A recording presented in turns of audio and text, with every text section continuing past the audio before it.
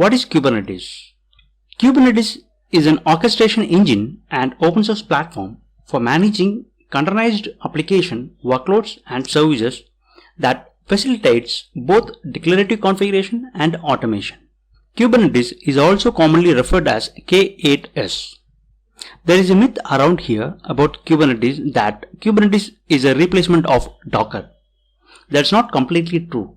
Actually, Kubernetes is not a replacement for Docker, but Kubernetes can be considered as a replacement for Docker Swarm feature.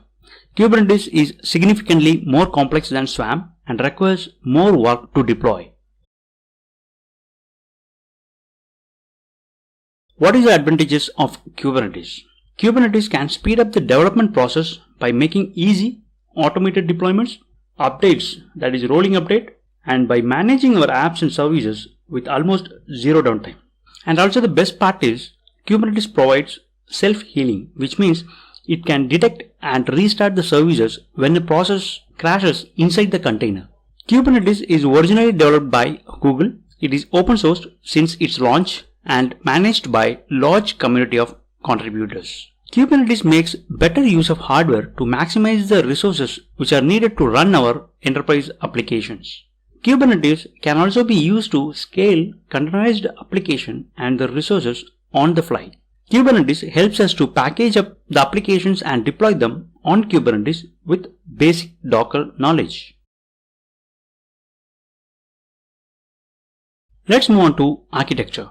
This is an example of Kubernetes architecture where we have user interface, kubectl, that is CLI, to manage the Kubernetes environment, and also we have API servers, schedulers, controller manager, etcd, which are some of the components in Kubernetes master, and pods, Docker, kubelet, kubeproxy, which are some of the components available in the Kubernetes worker node. So let me tell you a little bit about these each components.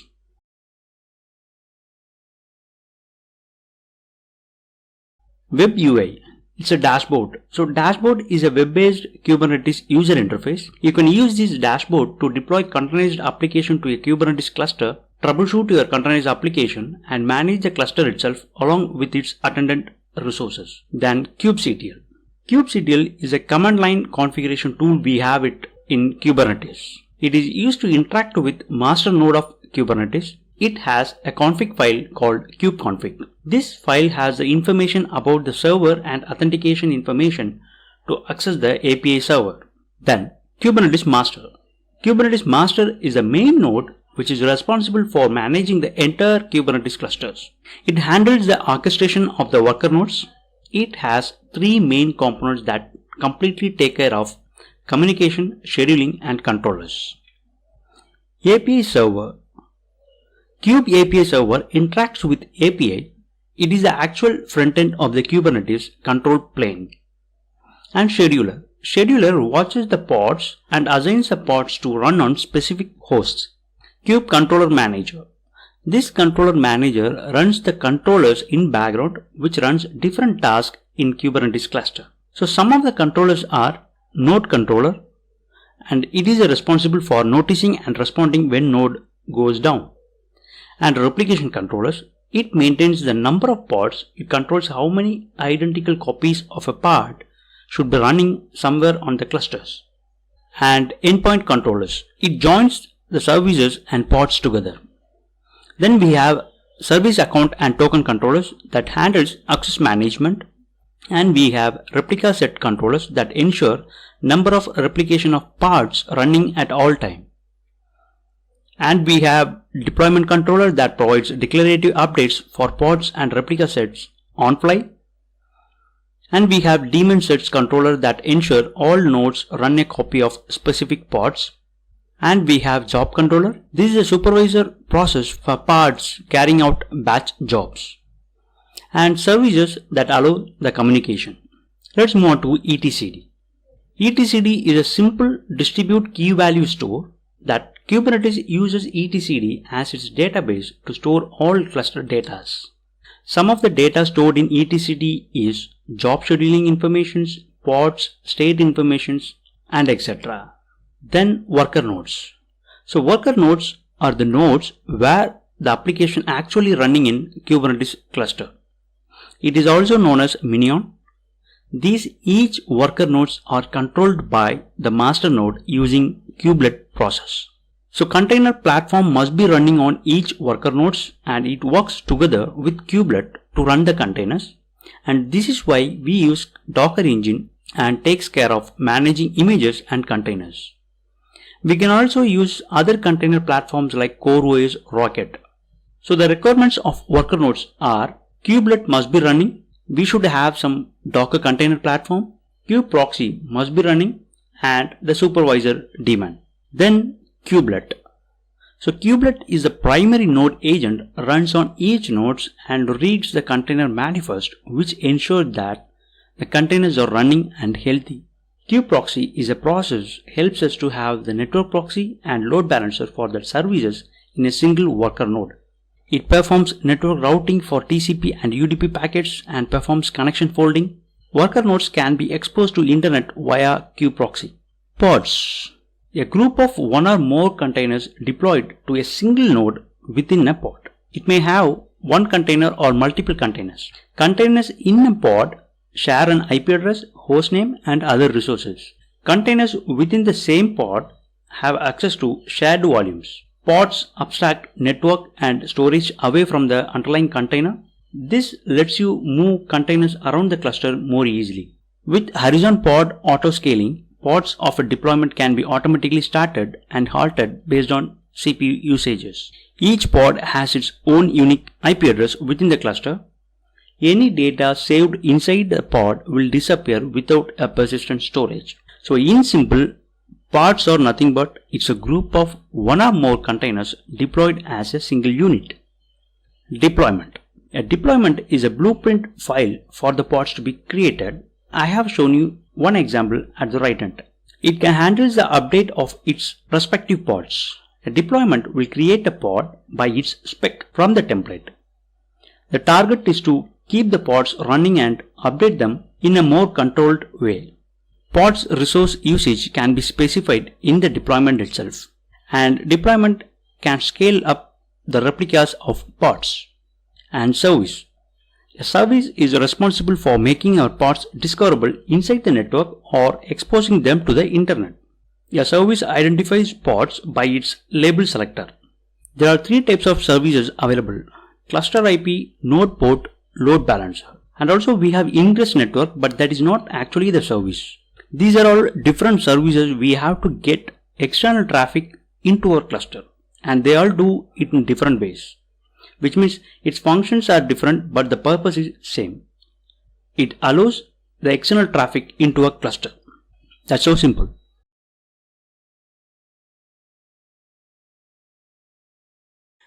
This is my lab setup on which I am going to show you the installation. I have 3 servers with CentOS 7.364-bit and each has 6 GB memory. One I will be using for Kubernetes master node. The host name is Kubernetes master and IP address is 192.168.2.1. And for the worker nodes I will be using the remaining 2 servers, that is Kubernetes worker 1 and Kubernetes worker 2. IP address of those worker nodes are 192.168.2.2 and 192.168.2.3. So these are the prerequisites required before we actually begin Kubernetes cluster setup. Make an entry of each host in etc host file for name resolution on all Kubernetes hosts, or if you have a DNS server in your organization, then you can configure it in DNS. I have no DNS right now, so I will just make an entry in etc host file. And also make sure Kubernetes master and worker nodes are reachable between each others. Then Kubernetes doesn't support swap, so disable swap and all nodes and also command out in etc fstab file. And the last one is internet must be enabled on all nodes because packages of Kubernetes cluster will be downloaded from official repository. So let me check all these now. So these are my 3 servers.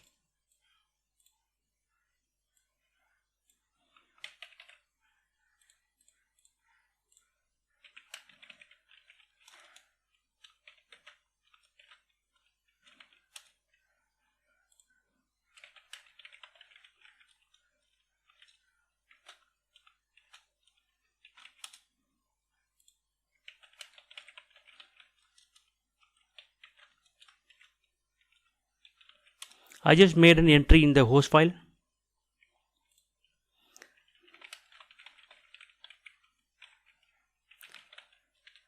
From Kubernetes master, try to reach the other worker nodes.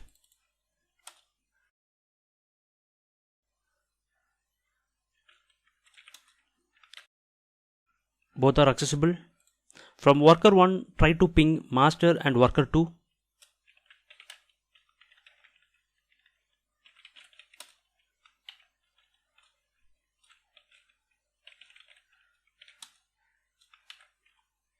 And from worker 2, ping master and worker 1.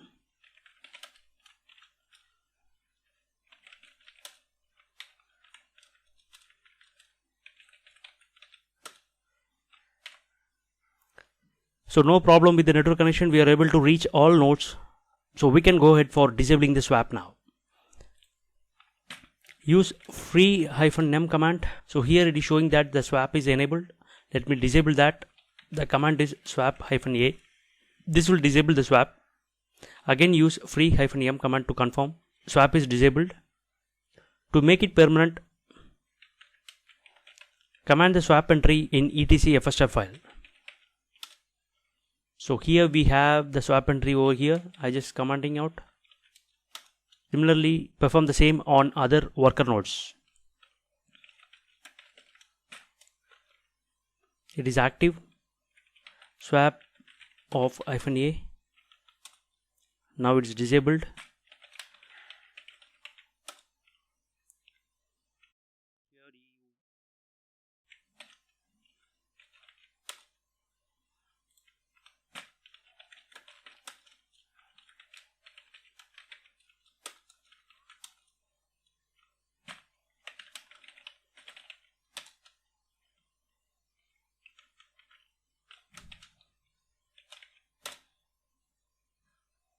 That's it. The last one is internet must be enabled on all the nodes. So already I have enabled it.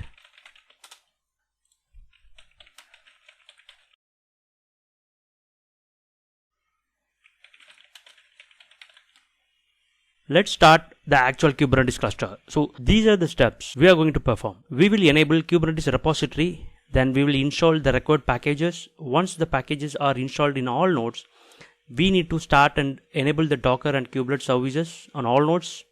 Then finally, we will allow the network ports in firewall. So these steps need to be performed all nodes. Once this is done, we need to initialize the cluster. Once the cluster initialization is done, you could see some instructions to be performed in the screen, like copying some files and changing the ownership of it, and installing the network add-on to enable the communication between the parts. Then we will move on to worker nodes to join all worker nodes with Kubernetes master node. So let's do this one by one.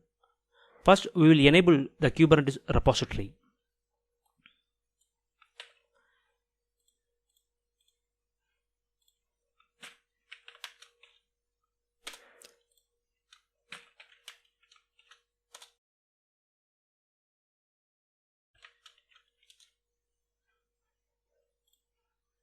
So these are the content.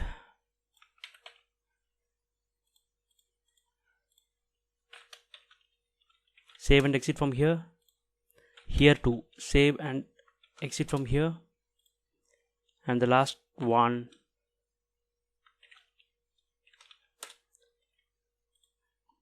Then the next step is to install the required packages, that is use the yum command to install these two packages, that is Docker and Kubedium.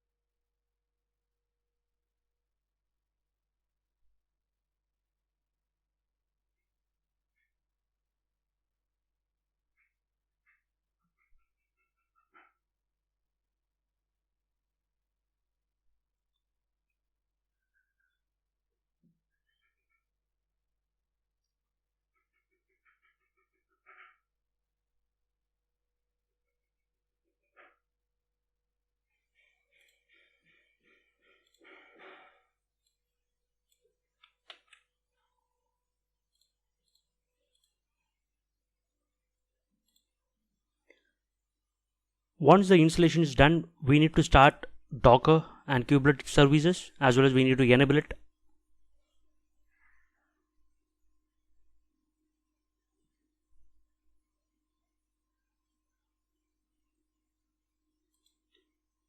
So on all nodes, the installation is completed.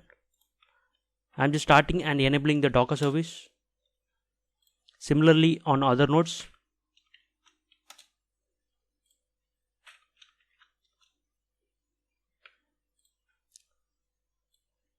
Then start Kubelet and enable the service.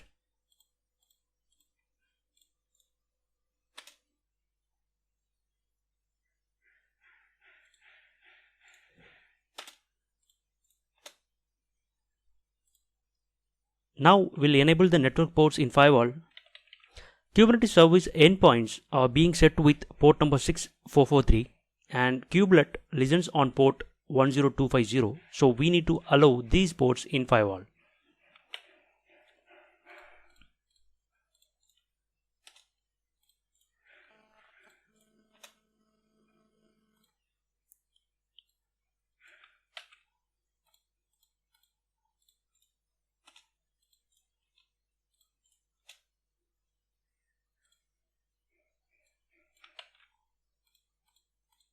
And reload the firewall setting.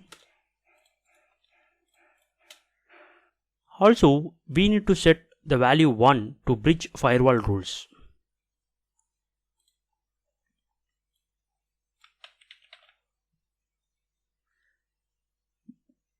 When you are setting this value, if you are getting an error, something related to no such file or directory, then load the module br_netfilter and try the same command.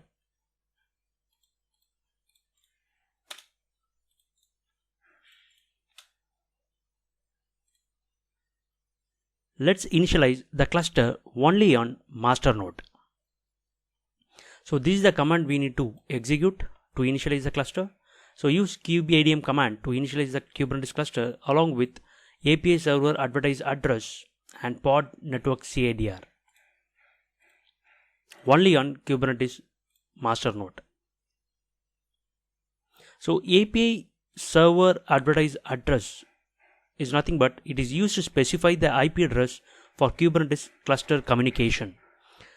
So this is the IP through which our cluster communication will happen. And pod network CIDR, this is to define the range of networks for the pods. So IP address will be allocated to your pods from this range of address.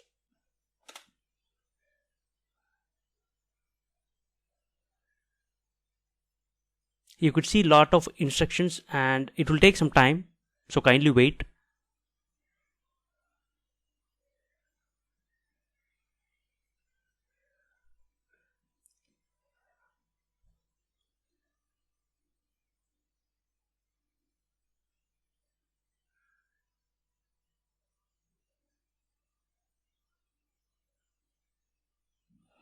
So here itself they have given the instruction that this might take a minute or two depending on the speed of your internet connection, because it has to download a lot of Docker images behind the setup.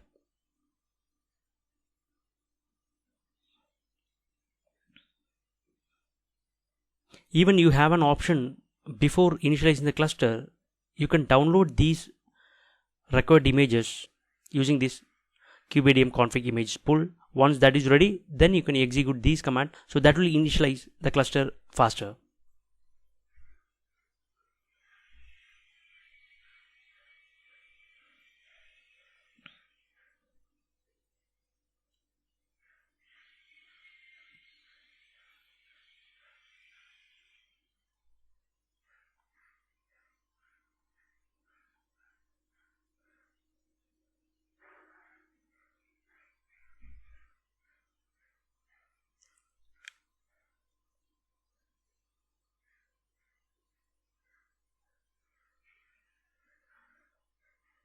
So the cluster initialization is completed. Also, it has given some instructions for us to perform.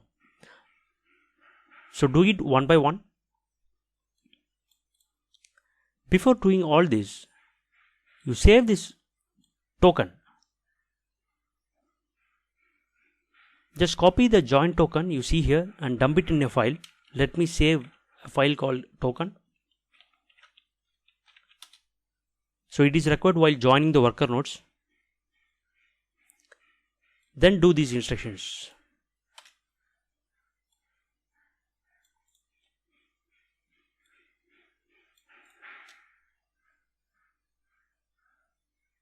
Done. Now they are telling to deploy a pod network to the cluster. Okay, so we have lot of network add-on available to enable the network communications with different functionality. So here I am going to use Flannel network provider. So Flannel is an overlay network provider that can be used with Kubernetes.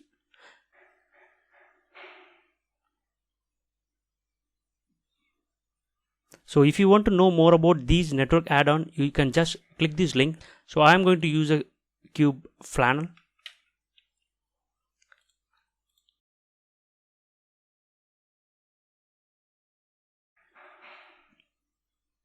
That's it. Kubernetes master configuration is completed. Let's verify it using the command kubectl get nodes.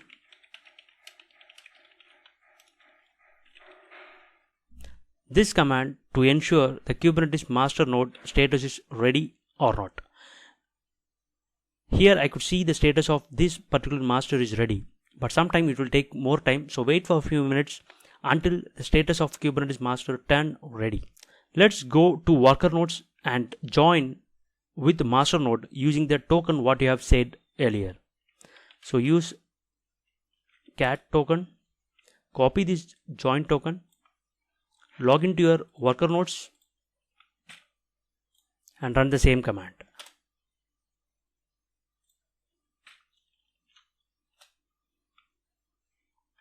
So node has joined the cluster. Here too node has joined the cluster. So go back to your Kubernetes master and again run the same command to list out the nodes. Here still it is not ready for worker 1 and worker 2. So wait for some time.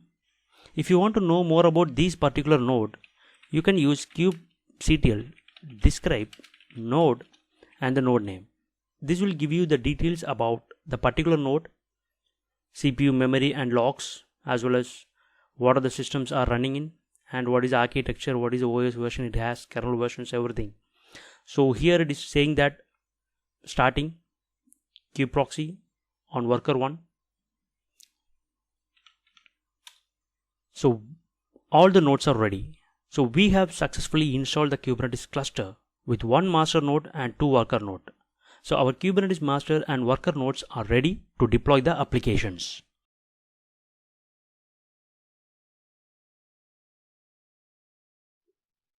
For this demo, I'll be using 3 servers. One is for my Kubernetes master node and other 2 servers are for worker nodes.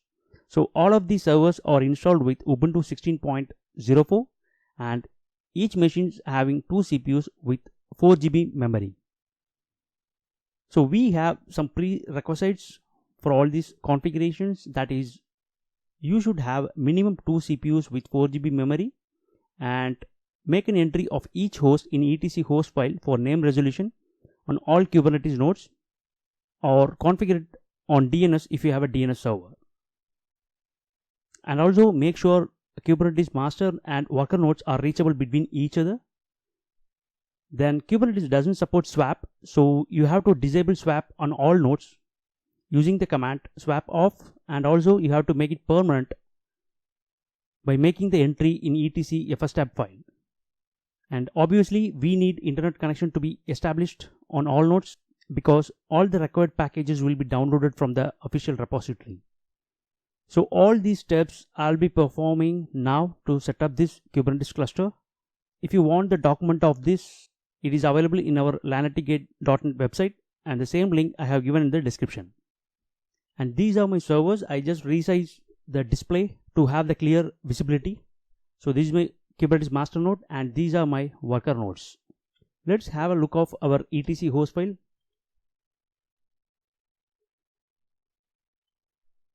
So already I have made an entry of all the nodes. Similarly, you have to make the entry in all worker nodes too. Don't skip this video, watch the video till the end. If you miss any of this step, so your cluster will not work properly. And make sure your swap is disabled. If not, you have to disable it. So still it is not disabled. I am going to disable the swap.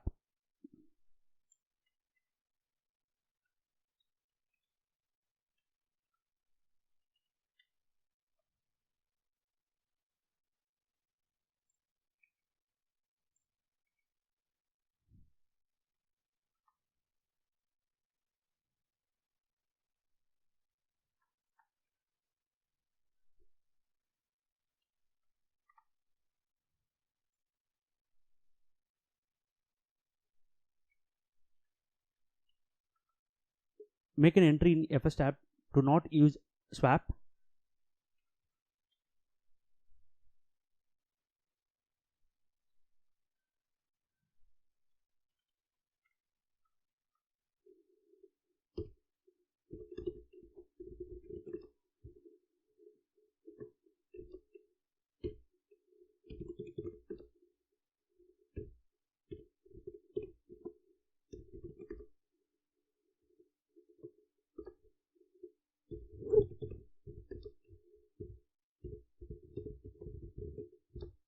And make sure you have the internet connection.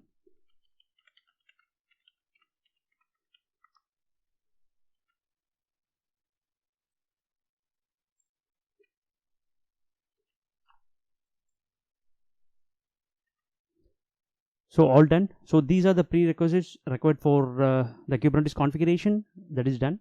And now we are going to perform the actual, each steps will be vary from Kubernetes master as well as the Kubernetes nodes. Some common steps need to be performed on all nodes, and some steps to be performed only on Kubernetes master, and other few steps would be required only on Kubernetes worker node. So be careful and don't skip the video. So as I said, these are the steps involved. On all nodes, you have to enable the Kubernetes repository and you have to install the required packages. You have to start and enable the Docker service and the kubelet service. After that, you'll be logged into your master node and you'll be perform these steps only on it. You have to initialize and setting up the Kubernetes cluster, and you have to perform the steps. After that, you have to enable the network add-on to enable the communication between the pods only on master node. Be careful. That's it. After that, you have to log into worker nodes, each of the worker nodes, and you have to join all worker nodes with the Kubernetes master node using the output that will be available only when you initializing the Kubernetes cluster. Let's perform these steps. Before installing or updating any packages in Ubuntu, you have to do a apt-get update, and also Kubernetes required a basic tool like apt transport HTTPS and curl. So this is the command.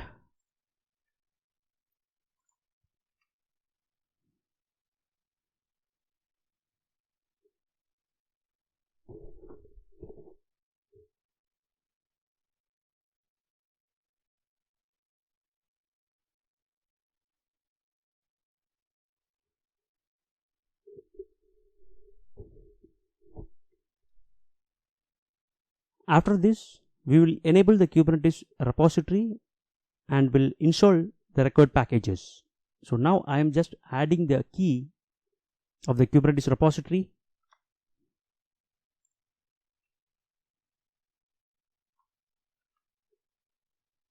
Done. Now adding the actual repository now of Kubernetes.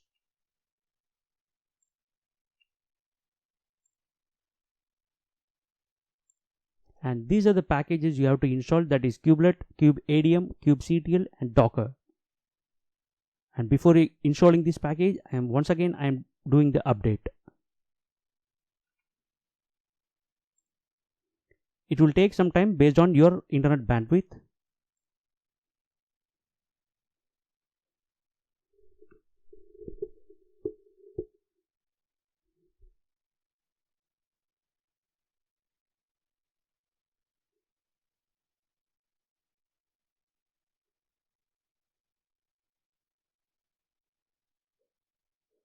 So the packages are installed on all nodes. Now we will start and enable Docker service on all nodes.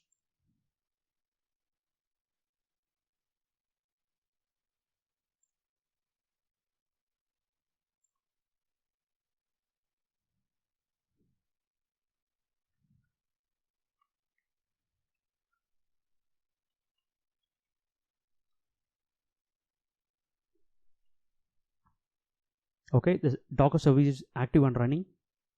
The common steps that need to be performed on all nodes are done. So now the actual initialization of the Kubernetes cluster should be performed only on master node, and this is the command. I'm using the command kubeadm init, that is to initialize the cluster, and I'm using the options called API server advertise address and pod network CADR. This will enable the Kubernetes cluster communications, and the pod network CADR that I'm using the range of networks for the pods. Just hit enter. This will pull some Docker images that is required for setting up the cluster. When you are performing this initialization, you have to be very careful. You will see a lot of outputs, and we need to copy some of the outputs that is required to configure this setup, as well as you will get a joining token that is required to join the worker nodes to the Kubernetes master, and you have to make a note of the joining token in a secured place. So that is done. So this is the joining token, it has been given. Okay, just make a note of it. And before that, you could see the output, like, let me make it big. Okay, so the Kubernetes control plan has been initialized successfully, and to start using your cluster, you have to run these commands to give the permission. Okay, so just copy this.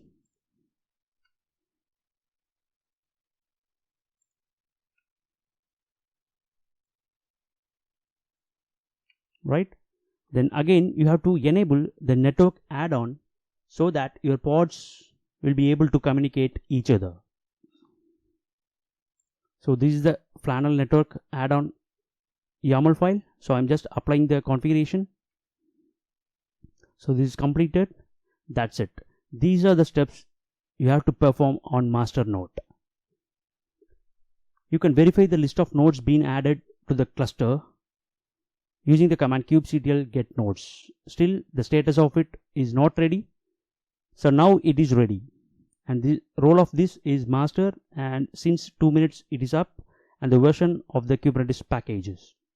Okay, so the Kubernetes master is ready. Now we have to add the Kubernetes worker nodes to this Kubernetes master, so that you need the joining token.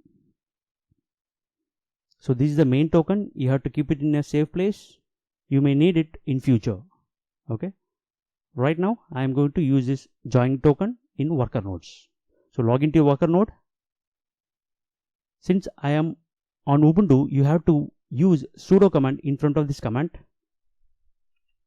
Similarly on worker node 2.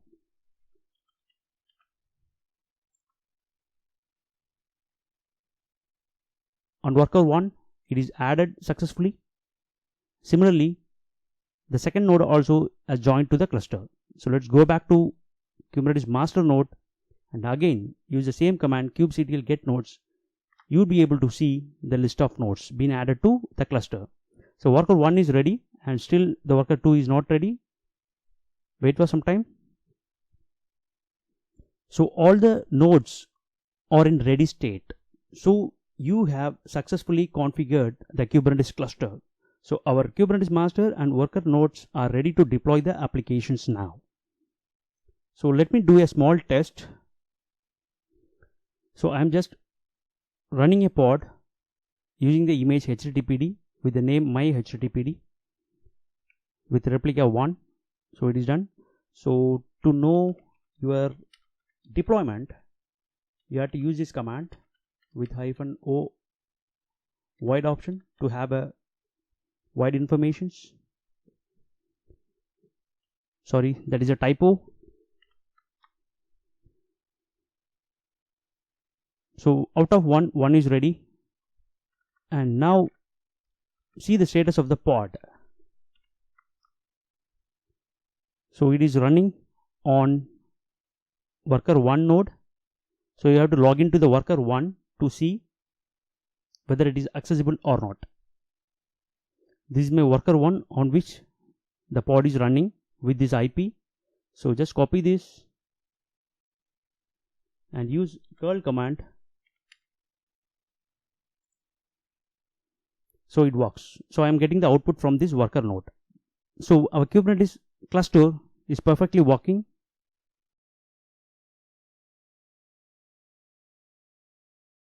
Take an example that we are going to deploy HTTPD web server so that it would be easier for you to understand what are the things we have to do in order to deploy an application.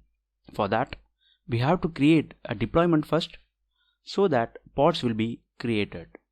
While creating it, I will explain all these things. So I am logged in to my master node, that is Kubernetes master. Already I have created and configured the Kubernetes cluster environment. So this is my master node. Let me show you the list of nodes. The command is kubectl get node, or you can use nodes. Both will give you the same output. So I have one Kubernetes master node and two worker nodes. Before creating any deployment, make sure how many deployments are existing. So the command is kubectl get deploy. Nothing is created so far. So the command is kubectl get deploy, or you can use kubectl get deployment. So let's create a new one for HTTPD server. So the command is kubectl run, the name of the deployment my HTTPD, and the image, that is I'm going to use HTTPD, and the number of replicas, that is I'm going to give only one for now, and the port number 80. So the deployment has been created. So as explained in the previous video that deployment is nothing but it is a configuration template which manages the pods, and it ensures the desired number of pods are always running. And pod can be one or more containers for an application which runs on worker nodes. So this is the command to create a deployment. So kubectl run my HTTPD, this is the name I have given for this deployment, and image HTTPD, that is to specify the image which one to be used for this container, and the next one is replicas. This is used to specify the number of replicas to be running, and finally the port number, that is 80. This is to specify the ports to listen on port 80 locally. Again I tell you, this command created a deployment called my HTTPD. This deployment has created one pod with a HTTPD container inside a pod as we defined. Clear? So we have created a deployment. Kubectl get deploy. See, I have one deployment, that is my HTTPD. So this is the command shows you the status of deployment. Name of the deployment, number of desired pods, number of current pods, and number of pods are up to date, and number of pods are available. And the last one is how long the pods are running. So these are the information you can get it using this command.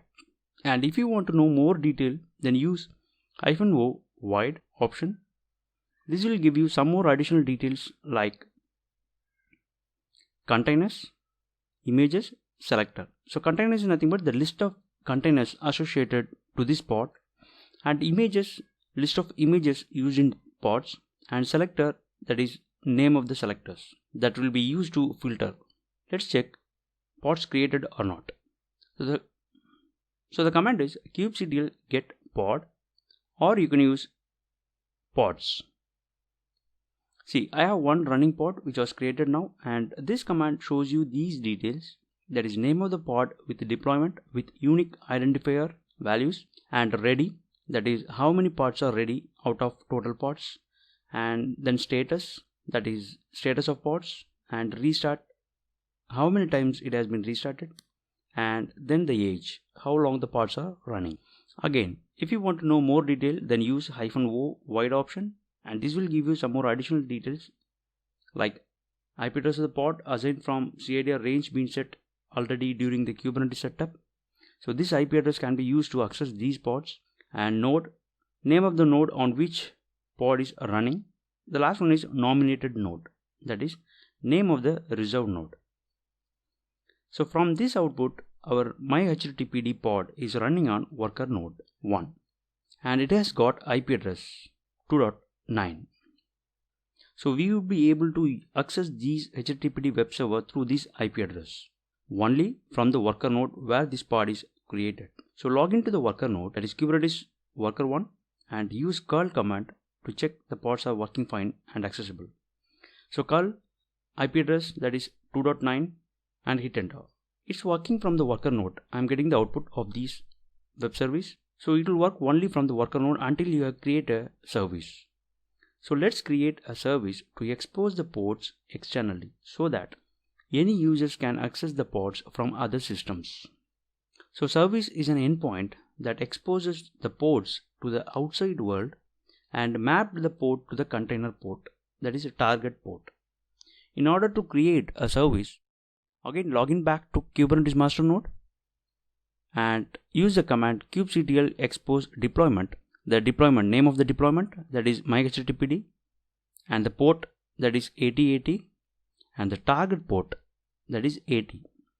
And finally you have to give the type, that is I'm going to give the load balancer type. So this command exposing the deployment myhttpd to port 8080 and connects to the container on port 80. This would assign a random port number. Using that port we can access these ports externally. Let's check the status of the service we have created now. So the command is kubectl get svc, or you can use service. So this newly created service has got port number that is 31363 for my HTTPD, and we know this pod is running on worker node 1. So now we will be able to access this using the URL that is http://kubernetes-worker1:31363. So it's working. So this time I have accessed this URL from my master node. So I will be able to access these URL from any other systems if it is in the network. So you may have a confusion that when we have these many ports. So let me tell you how the connection works. When you use the random port number assigned to this port, first 31363, then it will go to 8080, then finally it will go to 80 of the particular container. So this is what the purpose of service, that it exposes the port to the outside world with some random port and map that port to the target port. So finally it redirects to the actual container port. So let me show you, if I delete this port by mistakenly, then what will happen? kubectl delete pods and the pod name. So pod is deleted. Now you could see the status that it is creating the container. Why? Because, so as I said earlier, we have defined a deployment first. So deployment is a configuration template that makes sure these pods are running even if it deleted or inaccessible for any reasons. The deployment what we have created is creating this container again. So if you want to completely delete these pods which you don't want, then you also have to delete the service and deployment so that it won't create further. So kubectl delete deploy my HTTPD. So now if you see the pods are removed, so we have no resources. So now you delete the services. kubectl delete the deployment service name. That's it. So we have completely removed these pods. Let's create one more deployment with 2 replicas. So you will have 2 identical pods that can be used as a load balancer for high availability. When you have only one pod, you will not be able to access that application when the pod is down due to any other reason. So it's a good practice to have more replicas. So use the same kubectl run command. How did you created the deployment? Only change the value of replicas.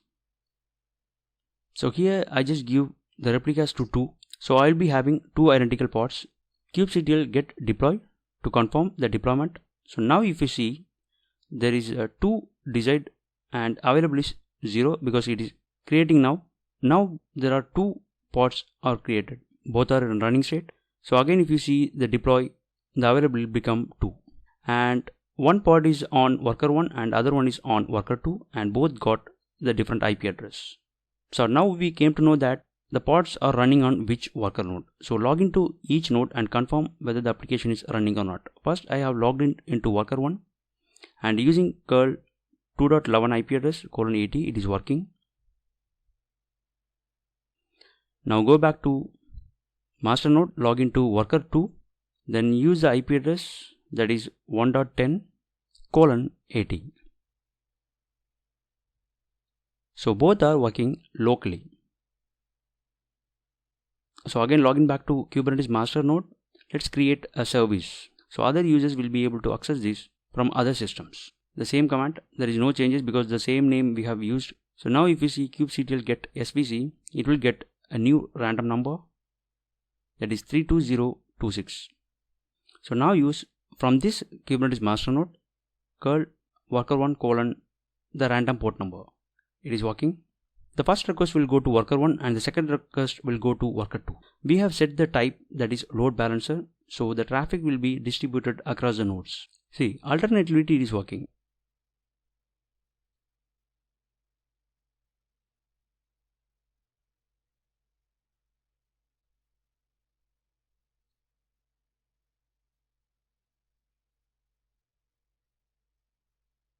Let me delete these deployments and services.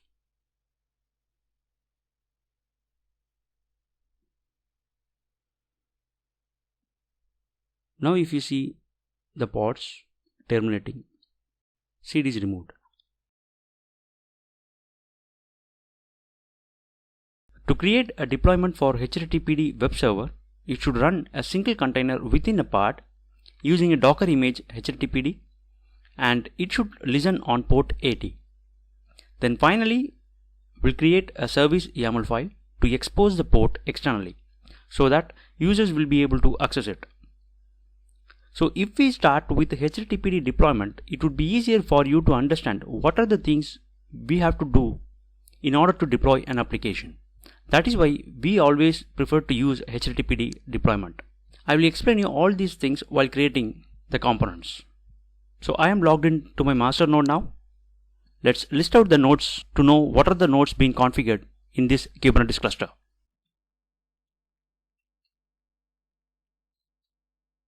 So I have one Kubernetes master node and two worker nodes. First, we have to create a deployment. Then based on that deployment, pods will be created. Then finally, we have to create a service so that these pods will be accessible through the network. Before creating any deployment, let's verify whether we have any existing deployments or not. So nothing is created so far. So this is my current directory in which I am going to store my YAML files. Already I have created some basic YAML file to deploy a HTTPD application, and it is available currently in our Git repository. So just clone this. I have given the link in the description so that you can also use it. So this is the link of our Git repo.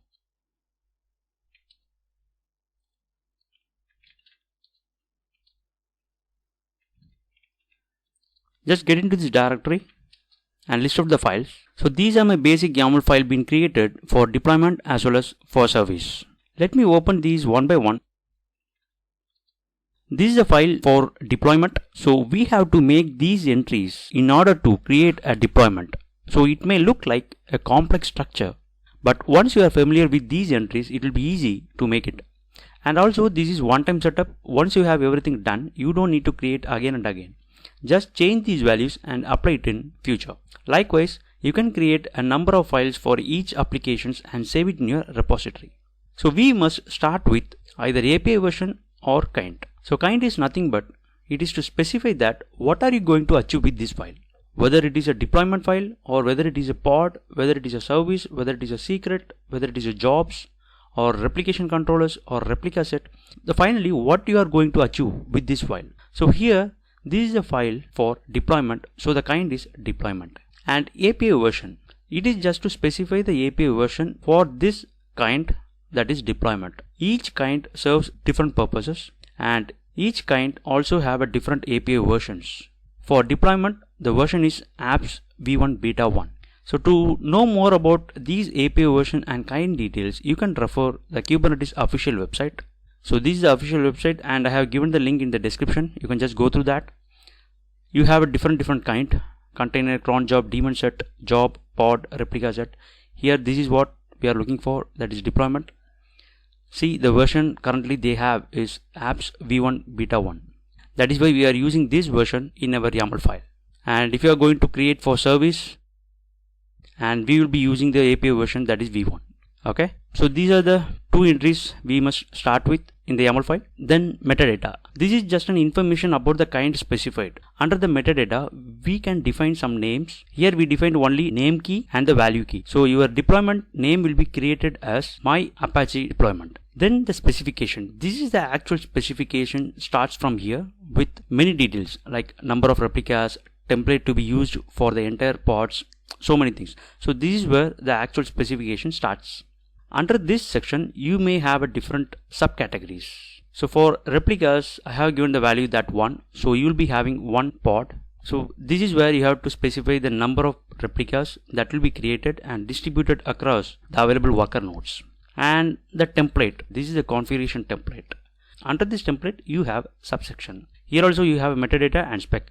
This metadata and spec, this is for the global specification. So this is for the pods specification. It can be used to filter or identify by the name given within these labels when you have lot of parts. Here I just specify the labels and app : my Apache. So using this I can filter it when you have large number of pods. And spec. So this spec is actually used for containers, including name of the container, name of the image and the port to be exposed, and storage volumes and network settings. All these things only specific to that particular container. So we have a deployment kind YAML file. Let's apply these files for Kubernetes deployment. kubectl apply -f to specify the file name. So the deployment is created now. Let's check the deployment status.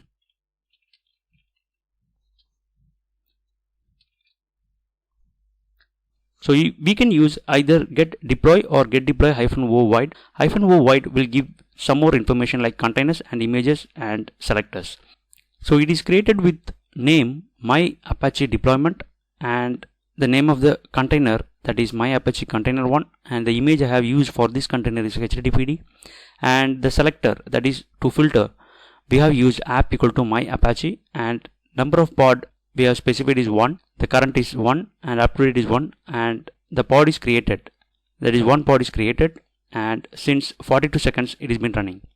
So as I told you before, when we have created a deployment, that deployment will create a pod as you have specified in the deployment. So let's check the pod status. So one pod is created, that is my Apache deployment and the unique identifier values, and out of one is ready and status is running, and since 2 minutes it is running, and the IP address it has been got, that is 172.16.2.12, and it is running on worker node, that is Kubernetes worker 1. Let's log into these worker node, that is Kubernetes worker 1, and let's check whether the application is working locally or not.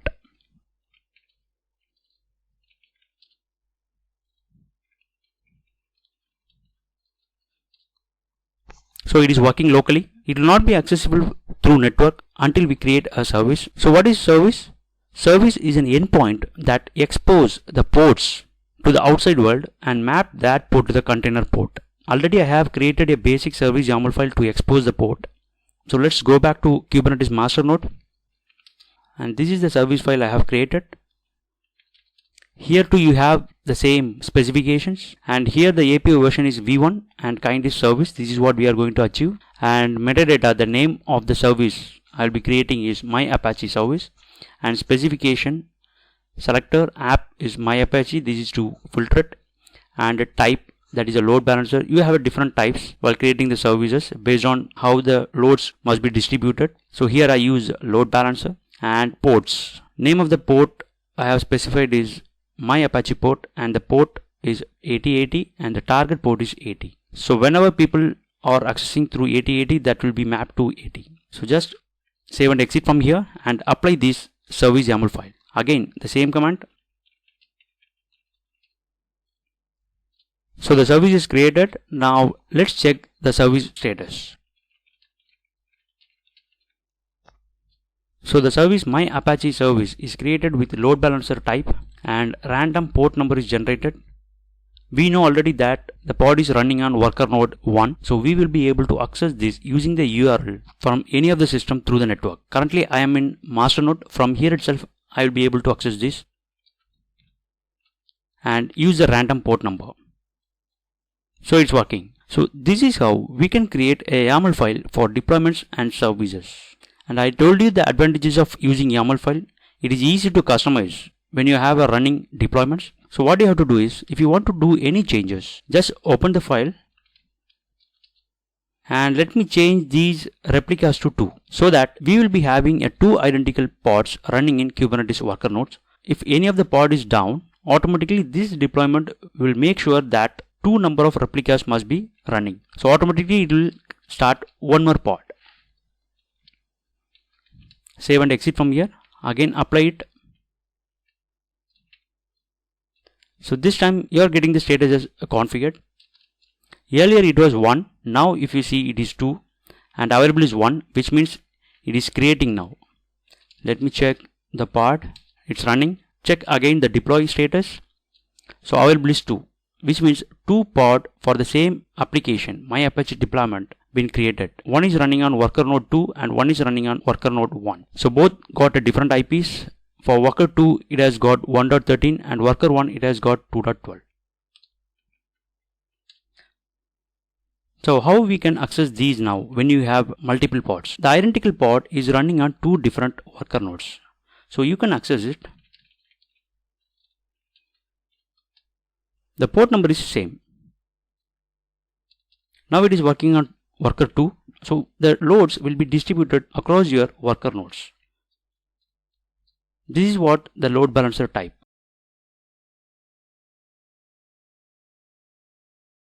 This is a basic Kubernetes architecture where you have some worker nodes and the pods are running on it with couple of containers. So when you have these many components, how all these components are establishing its connection to make the application accessible over the network.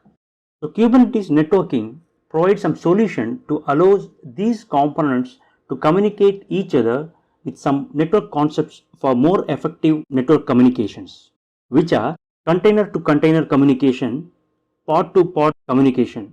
Of course, this is one of the main thing that pod to pod communication we must know when we have more number of pod running on either on single node or on multiple nodes. So that has 2 types, that is intra-node pod networking communications and inter-node pod network communication.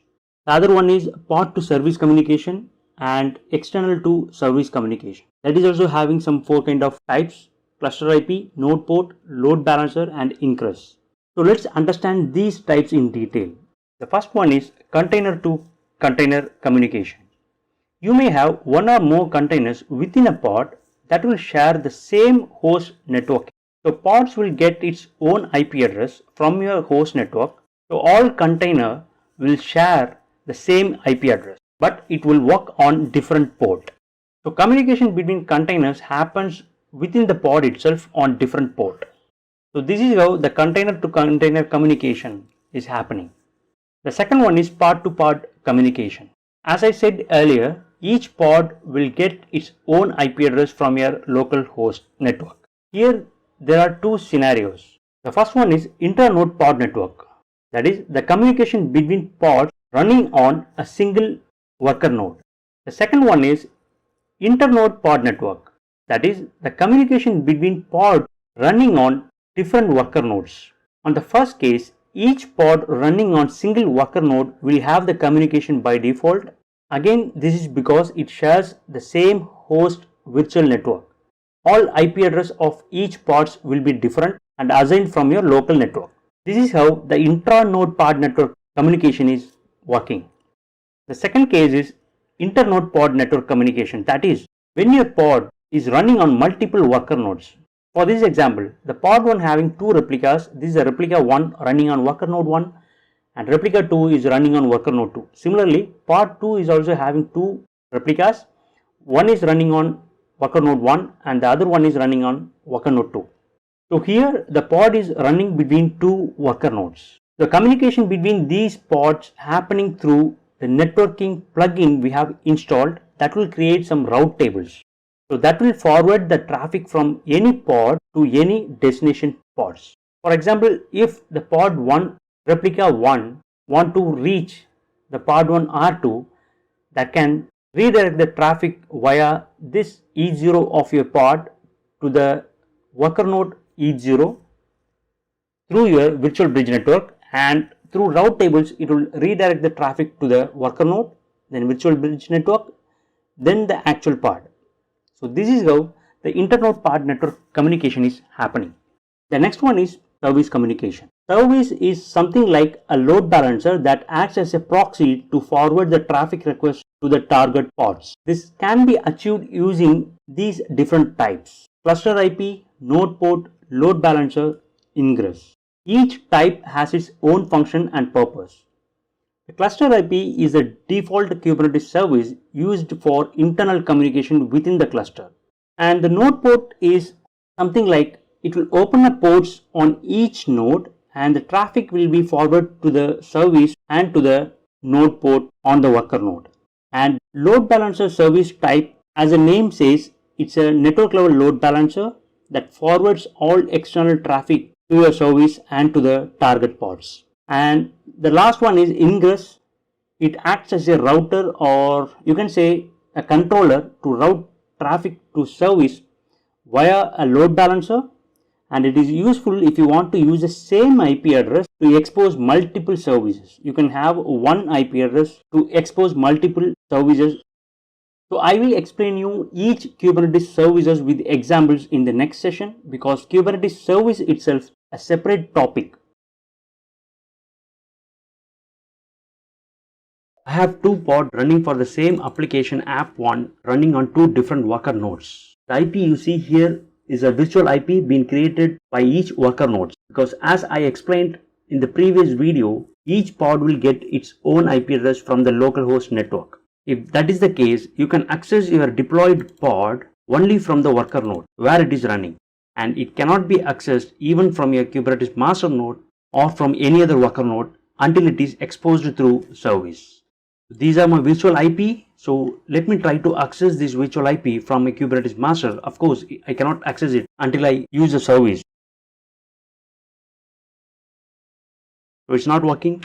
Both the virtual IP are not exposed outside the worker node from where it is running. Not only using the virtual IP, even from your worker node IP, I'm able to access my worker node from my Kubernetes master, but still I will not be able to access my pod using my worker node IP itself. So nothing is working from outside the worker nodes, even by the virtual IP or by the worker node IP. But you can access your pods from the respective worker nodes. So I have logged into my worker 1. If I use this IP, I'm able to access the pod, but I cannot access the other pod which is running on different worker node. Let me try this IP. It's not working. If I logging into worker node and if I'm trying this IP, I would be able to access it, but I cannot access the pod running on worker 1. Right? I'm able to access the pod which is running on worker 2, but not the pod which is running on the worker 1. So it is clear that you can access your pod only from your respective worker nodes. This is a basic behavior of pod networking. In order to access your pod externally, then we must use Kubernetes service that can help us to expose our pods to the external traffic and load balancing the traffic across multiple pods. So these services can be exposed in different ways based on the types what we use. That are cluster IP, node port, load balancer, external name. So we can use different types based on our requirement. Now I will explain you each services one by one. So how we can define the service? A service can be defined in a YAML or a JSON file like all other Kubernetes objects. The first one is a cluster IP. So the cluster IP is a default one used for internal communication within the Kubernetes cluster, but not to the external traffic. It is very useful when you plan to have backend services. Then you can use this cluster IP service for your backend pods. So just get the idea how it works for now. At the end of this session, I will show you by creating backend pods. For just a simple example, I have a set of sample files been created to show you the service. This is a simple deployment file on which I am going to run an Nginx container with 2 replicas. This is the deployment file I have used to deploy this application. It is not having any service definition. So this is a service file. I am going to use it for that application on which I have used the type cluster IP. So this is the default service type. Even if you didn't specify any type over here, it will take the cluster IP by default. You must define the target pods using selectors and labels. If not, this service will not be mapped to any pods. So here I have used the selector to map this service to the application app1. so it can target the specific pods. I have only the default Kubernetes service type, just ignore that for now. Let me apply this service file. It is created, the app1 SVC, what I have mentioned in the name, and the type is cluster IP and the port, that is 8080. But as I said before, the cluster IP is used only for the internal communication within the cluster. Let me use a manual port forwarding to test the connection manually. Actually, this is not required. When you are deploying the application, Kubernetes will do this automatically on its own. kubedns will forward the traffic to the respective pods. So this is just for the testing purpose. So it is listening on this port. Just open a new connection of your Kubernetes master and will use curl command. I'm able to access the pod which is behind the cluster IP service. Even from my Kubernetes master, earlier even it was not working to access the application from outside the worker node. Now we have used the service type cluster IP, so it is exposed for the internal communication purpose, which means within the Kubernetes cluster you would be able to access the pod. Let me cancel this. So it is stopped, so you cannot access now. I just use this trick only to show you the connection, how it works. It is not required when you are deploying the application using the cluster IP. So the cluster IP is best to use when you don't want to expose the pods to outside, as well as you want to access it within the cluster. The next one is the node port. So the node port type expose your pod to external network with the same target port. So user can access it using the worker node IP and the port it is exposed. So the user will be able to access and the traffic will be sent to the respective pods through the service. So earlier I have used the service called cluster IP, so I was not able to access it from the outside the cluster, but I was able to access it within the cluster. Let me just change the type to node port. Just apply the service. Did you see the second port that is exposed? You have got some random port number. Kubernetes will assign some random port between 30,000 to 32,000 range. If you want a specific port, then you can specify it in the service file itself. Earlier we have not got the random port because we have used the cluster IP. At this time we have used node port service type. So Kubernetes used some random port and it is being exposed to outside the Kubernetes cluster. So you must know on which worker node the application is running. So the pod is running on both worker 1 as well as the worker 2. So the IP of the worker 1 is 2.2 and the worker 2 is 2.3. So as I said before, you can access your pod using the worker node IP along with the port that is exposed. I'm going to access the pod from outside the Kubernetes cluster using the worker node IP and the port. I'm able to access my pod. Even I can use my worker node 2. So at this stage, we are able to access our pods from outside the Kubernetes cluster using the worker node IP where the pod is running with the port number it is exposed. Here, we have used multiple IP to access a single application. For this demo, I have only 2 worker node. But assume that when you have some 10 worker node, will you give 10 IP to access your single application to the users? That's not fair. It would be great if you have some kind of load balancer like Nginx, HA proxy or any other load balancer at the front of the node port service. So you can have one single IP for your application that can be given to the users when they are accessing the application using that particular single IP that can be forwarded the traffic through the service across your pods. Also, Kubernetes itself has the type called load balancer for this purpose. But the load balancer type that will work only with the cloud provider.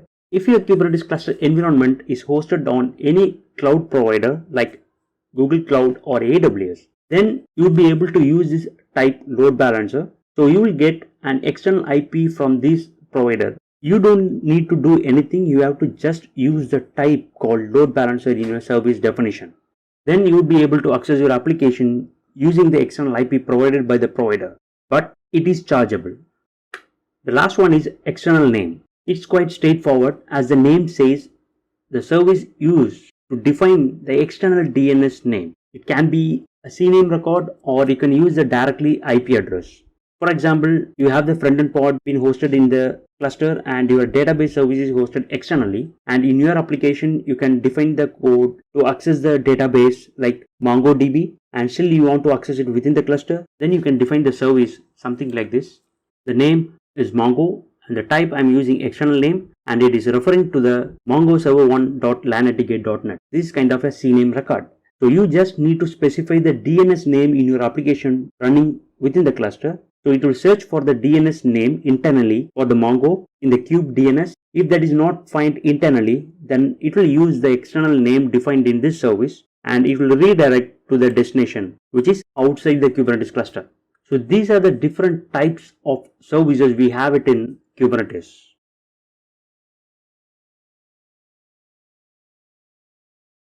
What is Kubernetes volumes?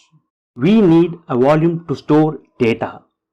Kubernetes volumes are also used to store data in a directory that should be accessible across your containers running in a pod. What are the Kubernetes volume types? So far, Kubernetes supports many kinds of storage types.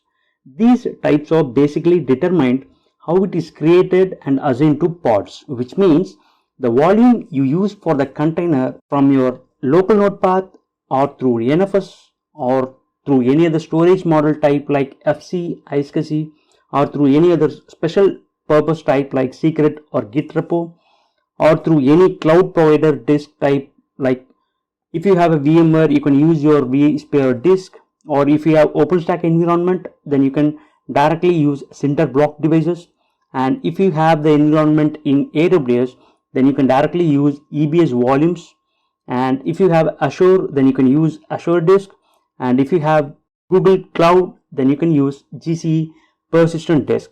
So the types are nothing but how the volume is created and how it is assigned to pods. One more special type of volume that Kubernetes supports, that is persistent volume and persistent volume claim. I will explain you with demo in the next part to cover the complete persistent volume model. These are the types of volumes that Kubernetes supports so far. So it's up to us to choose which of the volume is suitable for us as per our requirement. Before moving into this demo, I must tell you about local node types, because if you use wrong volume type, your data won't be available. The first one is empty-dir. It is a type that will be created within a container used to store a data temporarily. Your data will be available till the pod's running, which means the data it is writing only in memory. So when the pods get deleted, your data in the memory will also be erased. So we cannot say this kind of a volume is a persistent volume. This type can be used only when you want your data to be available till the pod running. So if you want your data to be available even after the pods get deleted, then don't go for it. But most of the other types are persistent kind only.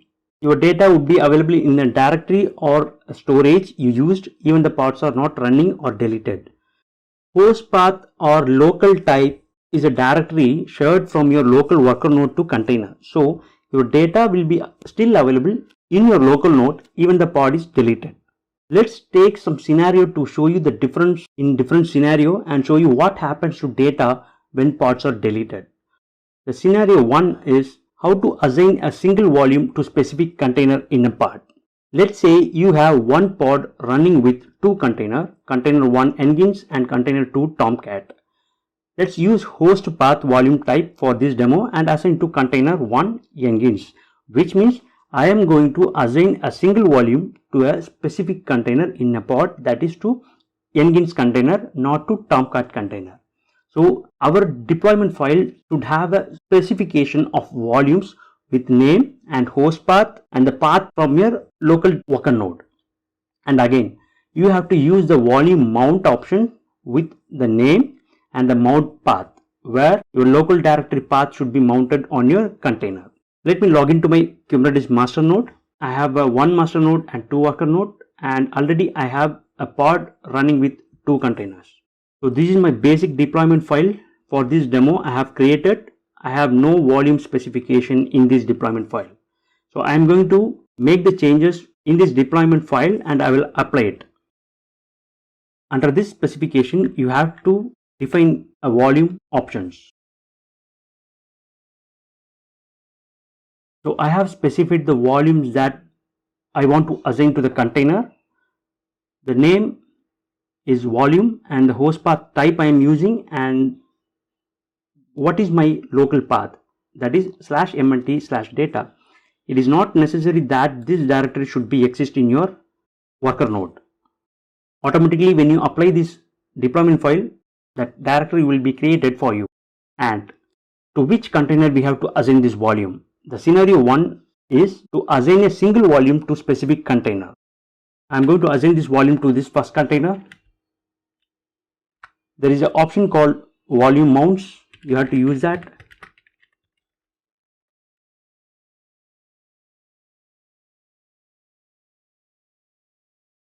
Name of the volume that you are going to use, it should be volume.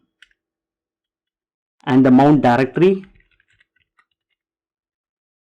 where do you want to mount this volume?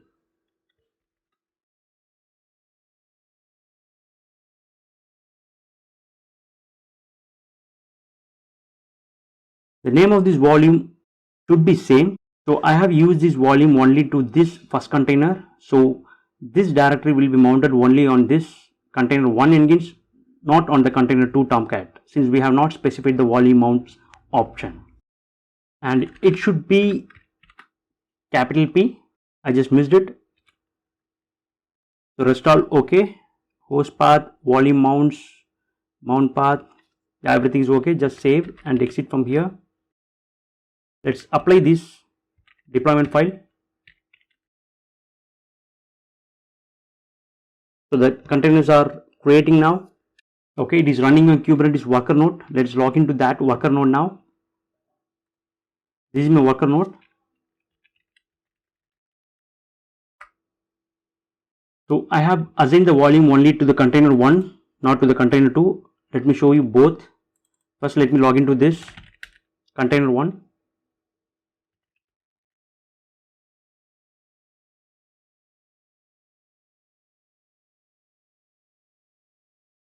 See, the directory is created, but there is no data. Let me create some data. Okay, I just created a demo file under this directory. It is actually a host path we have used, which means the directory will be shared from your local worker node. Let's log out from here and see the data in your local worker node. That is mount data. We have not created this. The deployment file, see there is a file. The file we have created within the container is still exists. Even if you delete the pod, this data will be still available. The first scenario is completed, that is how to assign a single volume to specific container in a pod.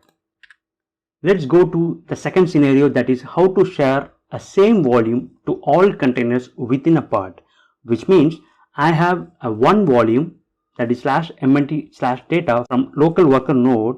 That path should be available to all containers in different path. Let's do it.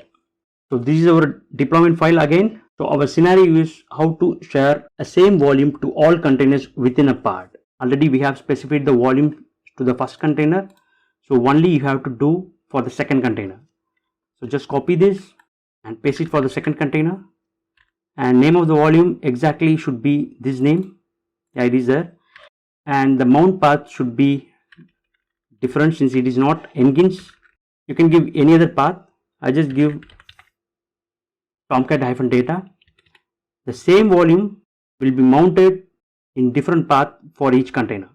Just save and exit from here. Again apply this deployment file. Let's see where the pod is running. Now this is going to be created on worker 1. Let's log into worker 1 now. The old pod was deleted and it is created the new pod now. Since this pod is running on worker 1, so it is a different worker node. Let's log into this first container. So we have to create a data.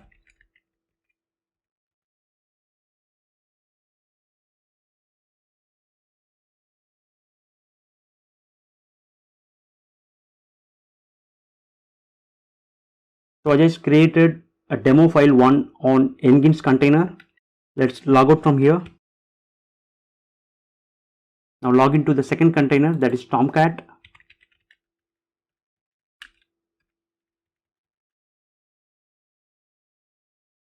Go to where Tomcat data.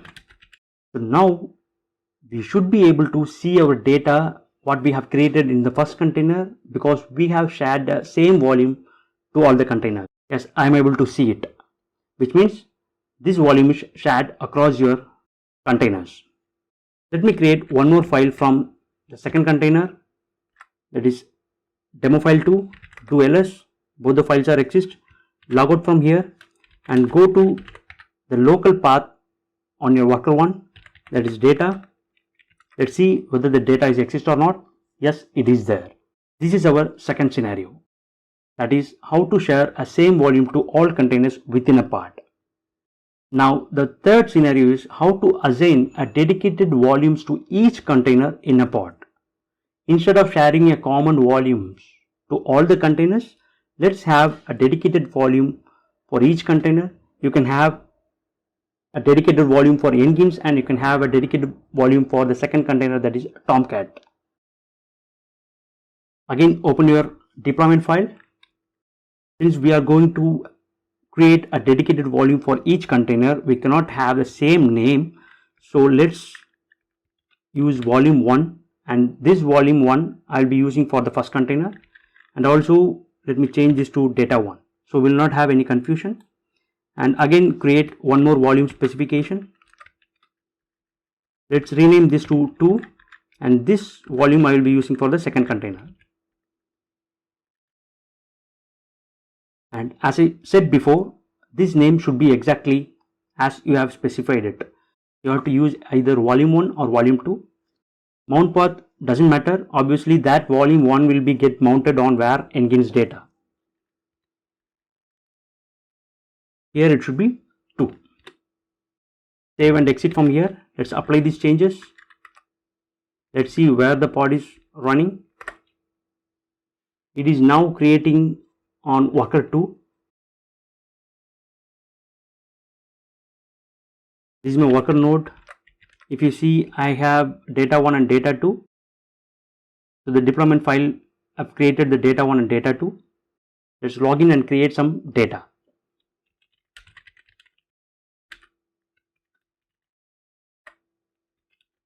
Go to where Engines data. Here there is no data for now. Let me create Engines file 1. Let's log out from here and log into the second container now.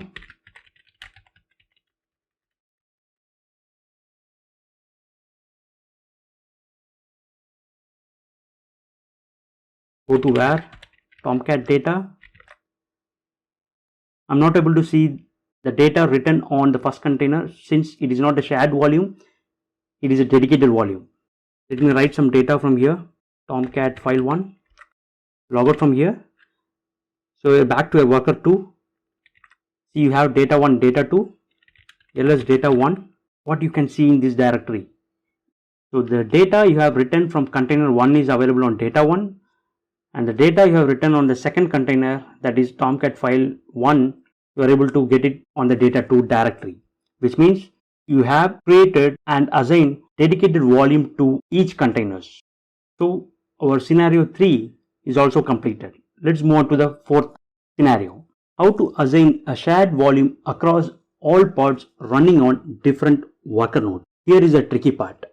As of now, I have shown you the scenario with one pod running since you have shared local file system directory from your local worker node.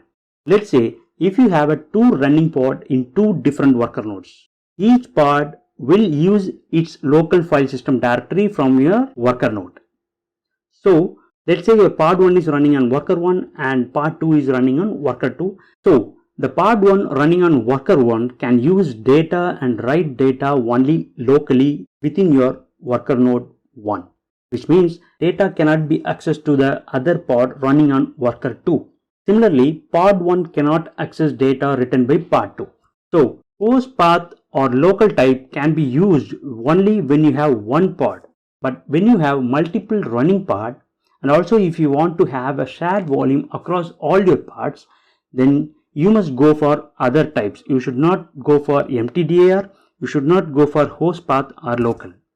So you should go for any other types that have the feature for shared volume. Or what you can do is, you can mount NFS, FC, iSCSI kind of storage in all worker nodes locally, and we can use that locally mounted path in deployment file using host path. So the volume shared across your worker nodes. Obviously, you'll be able to see your data under /mnt/data on all worker node, and we'll be using the same MNT data in your deployment file. Let's try that. So these are my worker nodes on which I am going to mount my NFS volume. On both the node, I have mounted my NFS share. Now our MNT data is a shared volume from NFS. So you can use this MNT data using host path in your deployment file. And also, since it is a 2-pod, so we have to change the replicas to 2. And also, I will be using one volume that will be shared across your containers. The path is /mnt data and volume to be mounted on each container in a different path. Let's try this. Go back to your Kubernetes master node and edit the deployment file. Change this to 2. Let's change the volume name. You can remove these volume specifications, and for container, the name exactly should be the volume name you have used, and also for the second container. Let's save and exit from here. Let's apply this deployment file. Let's see on which container what pod is running. It is deleting the existing pods and creating the new pod on worker 1 and worker 2. Let's log into the Kubernetes worker 1 first. So this is the first container and the second container.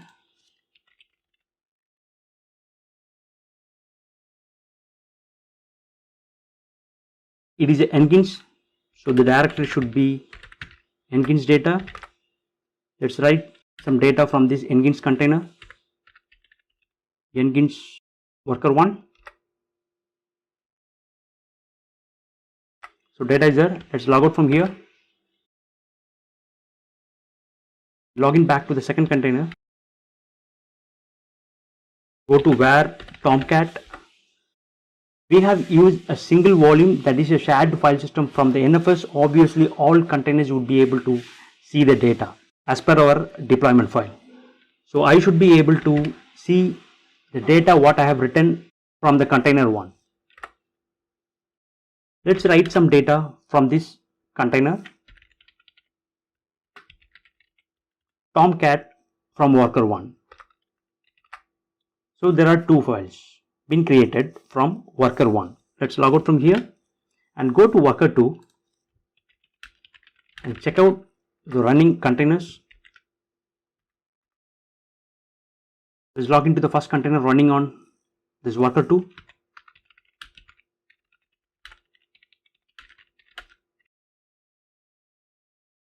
Go to where Nginx. Let's do ls. Yes, I'm able to see the data what we have written from the worker 1 containers. Let me try to write some new data. Worker 2. Let's log out from here and log in back to the second container.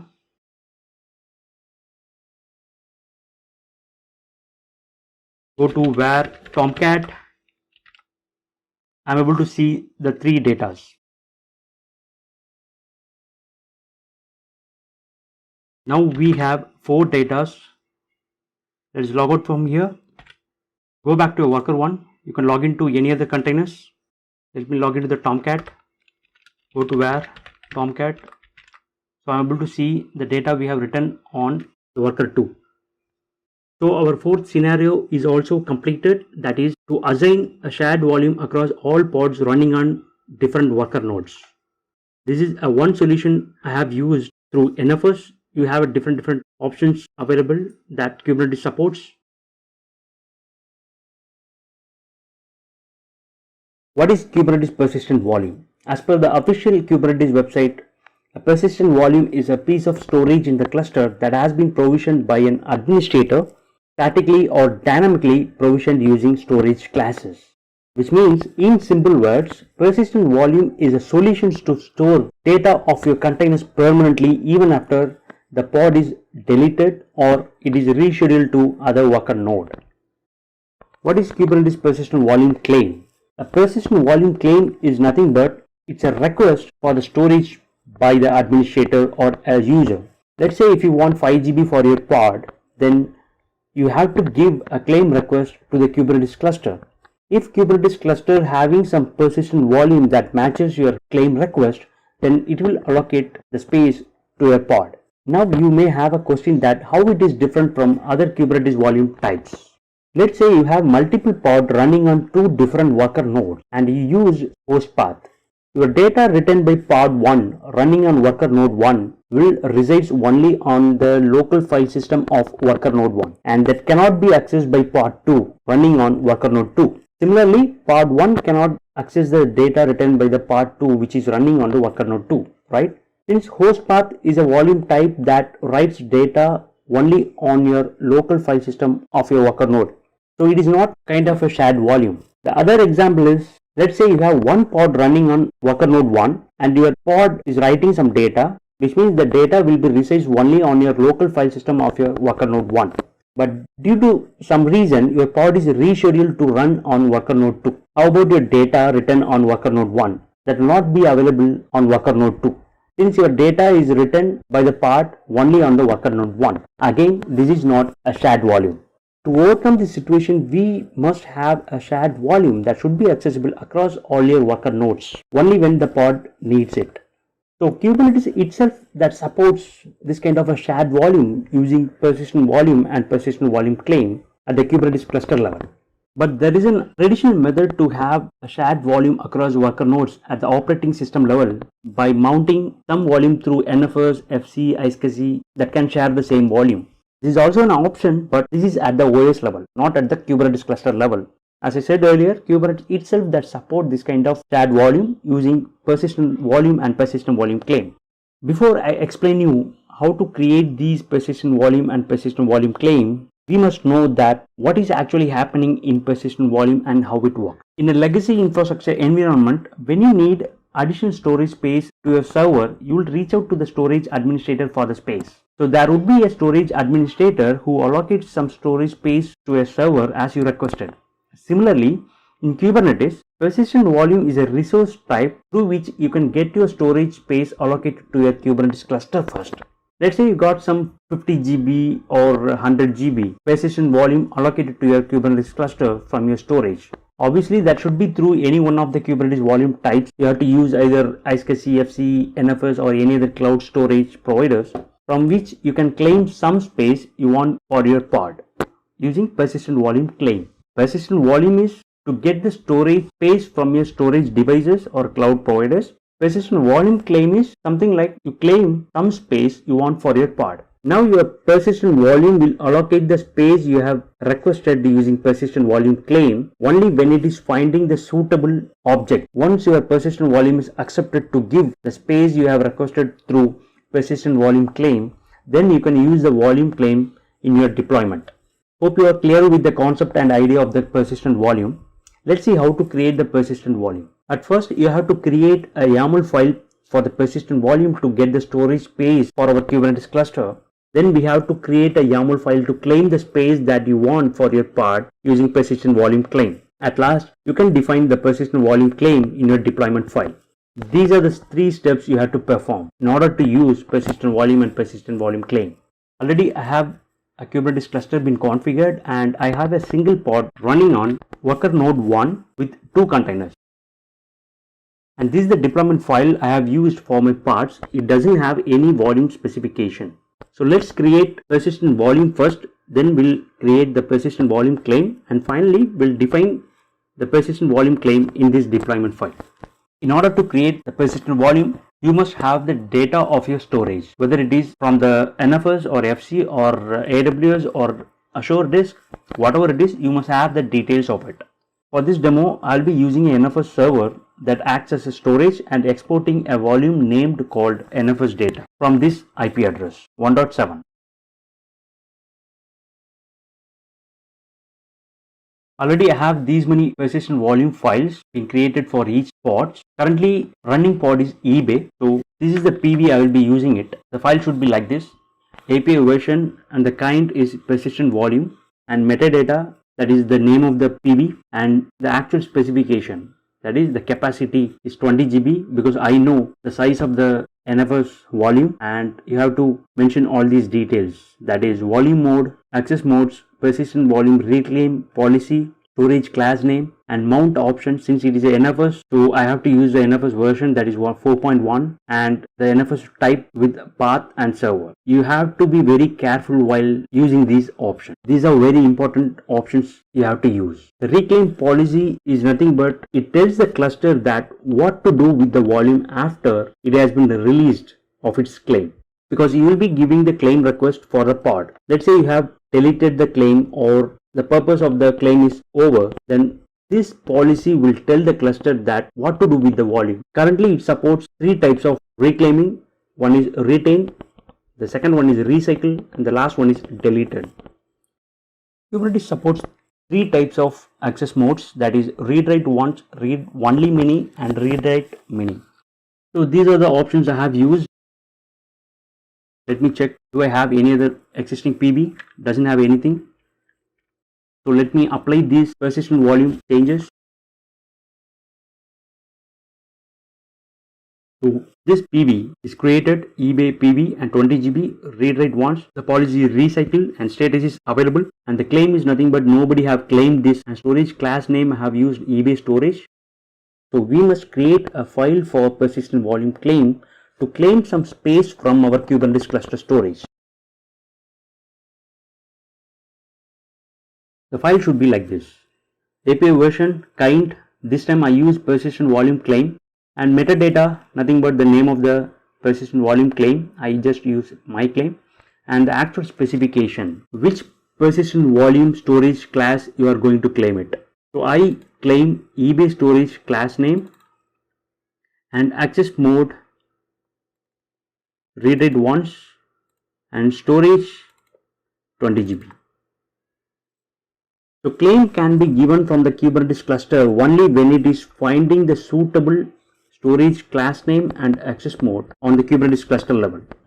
If it is not finding any persistent volume, doesn't match with this storage class name or access mode, then your persistent volume claim cannot be acceptable by persistent volumes. Let me apply this. Before that, let me confirm, do I have any other existing PVC? Doesn't have anything. So I am going to apply these changes. It is created. So my claim, now the status is bound, and from which persistent volume it has been claimed, that is eBay PV, that is the one it is matched with the storage class name and access mode, and capacity 20 GB, read write once, and from the storage class, that is eBay storage, 3 seconds it is up. If I go back and check the status of the PV, now the status of the PV is bound. Earlier it was available, now it is claimed, so it is turned to bound, and this is the claim being used, this PV. So now you have given the claim request and it is been created. Go to a deployment file and define this volume specification. So volume specification should be like this. You should have the volume definition with the name, that is eBay volume, and type I use here is persistent volume claim, and claim name, this should be exactly the claim name you have used, and to which container you want this volume to be mounted. As of now, I will be using this volume only on my first container, not to the second container. If you want, you can use this volume mount option to the second container as well. Here I use only for the first container. Volume mounts and the name, they should be exactly matched with this name, and the mount path where this volume should be mounted. So I use a temp persistent. For now I will use only the replica 1. Let me apply these changes.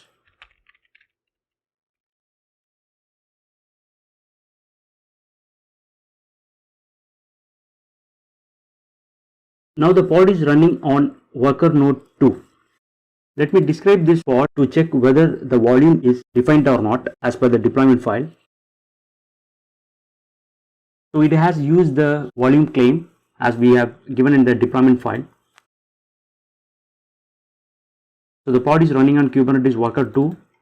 So what are we going to test here is, as of now I am having only one pod running on worker 2. First I will log into this worker 2 and will create some data on the first container. And I will delete this pod, so automatically it will recreate this pod on the worker 1. Once that is done, I will log into the worker 1 and I will see whether I am able to see the existing data being written by the worker 2. If I am able to see the existing data and I am able to write the new data, then the whole concept of this persistent volume and persistent volume claim is success. And finally, I will make the replica into 2. So my pod will be running on 2 different worker nodes. Till I will be able to see the data between the pods, which is running on 2 different worker nodes. Let me first log into this worker 2. This is my first container. I just logged in. Go to the directory. There is no data at all. Let me create some data.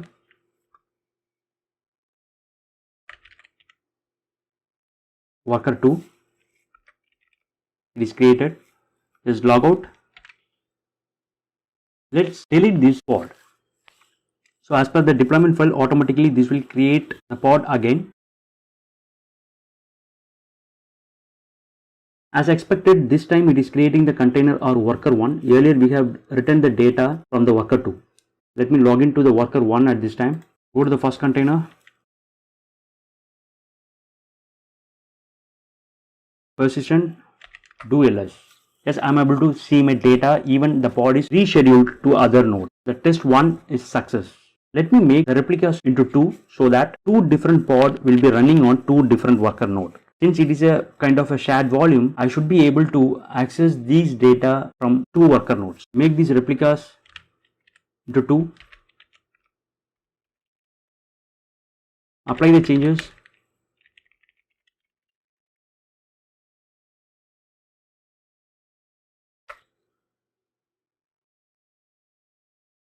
So a new replica is creating on worker 2. Earlier one is running on worker 1. So this pod is newly created. Let me log into the worker 2.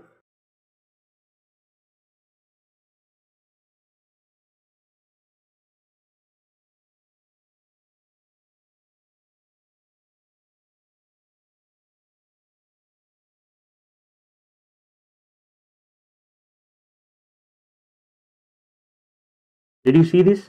The data I have written is available here. This is my worker node 1. On this I have written the data.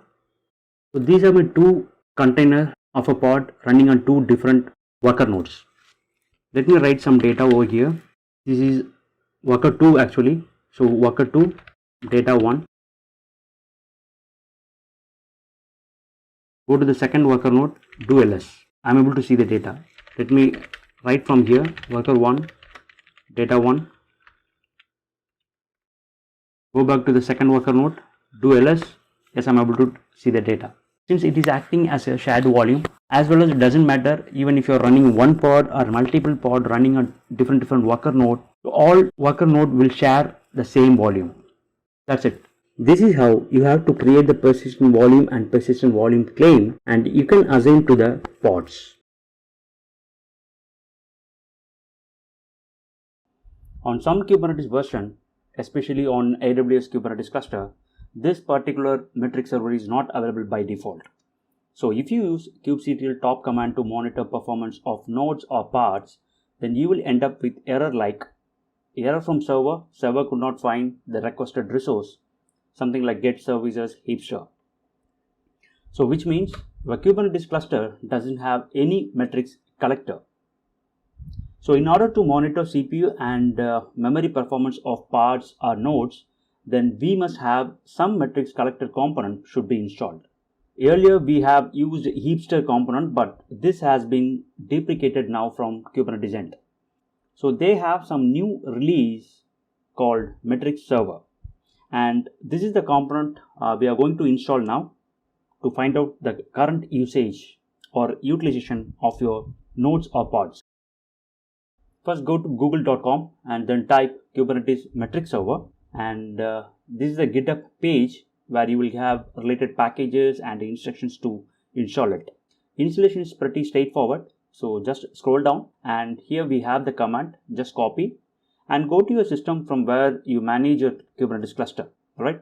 And just run it. It will create all required resources on its own. Done. And let me show you what happens at the backend. Okay. So when you run this command, it is also creating a pod for you to collect performance metrics. That's all. So let me show you that. So it will be created under kubesystem namespace. Okay. So kubectl get ns, and here is the namespace kubesystem. Now let's find out the list of pods that is running under this namespace. And here we have, yes, metric server. This is the pod is just created for you. All right. Still it is not ready in state, but it will take a couple of seconds. Done. It is ready now. Let me check some performance of node first. Kubectl get nodes, and here I have a 2-node cluster, and let me take the first node. Kubectl top node and node name. So earlier we got an error, right? So now we got an output of CPU and memory utilization. Before coming to the conclusion, let me see what is the total CPU and memory of this node so that I will be able to understand what is my current usage, how much the node is being used. So kubectl describe node and node name, and this output will give you the total capacity and the available. So here the total CPU I have is 2 and memory is 4 GB. Still we have 1.9 GB CPU and 3.4 GB memory. This can be used.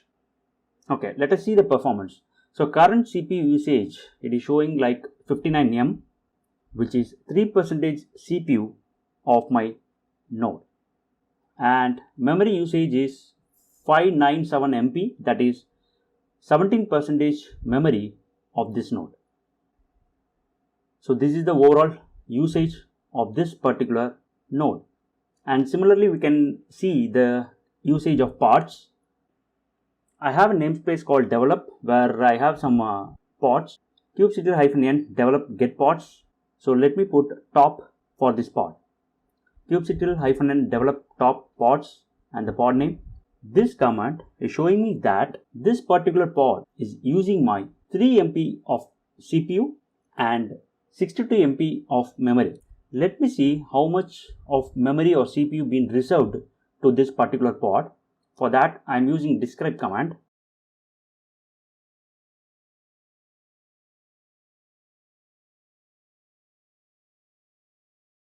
So I don't see any reservation being made to this particular pod, which means this particular pod is using unlimited memory and CPU.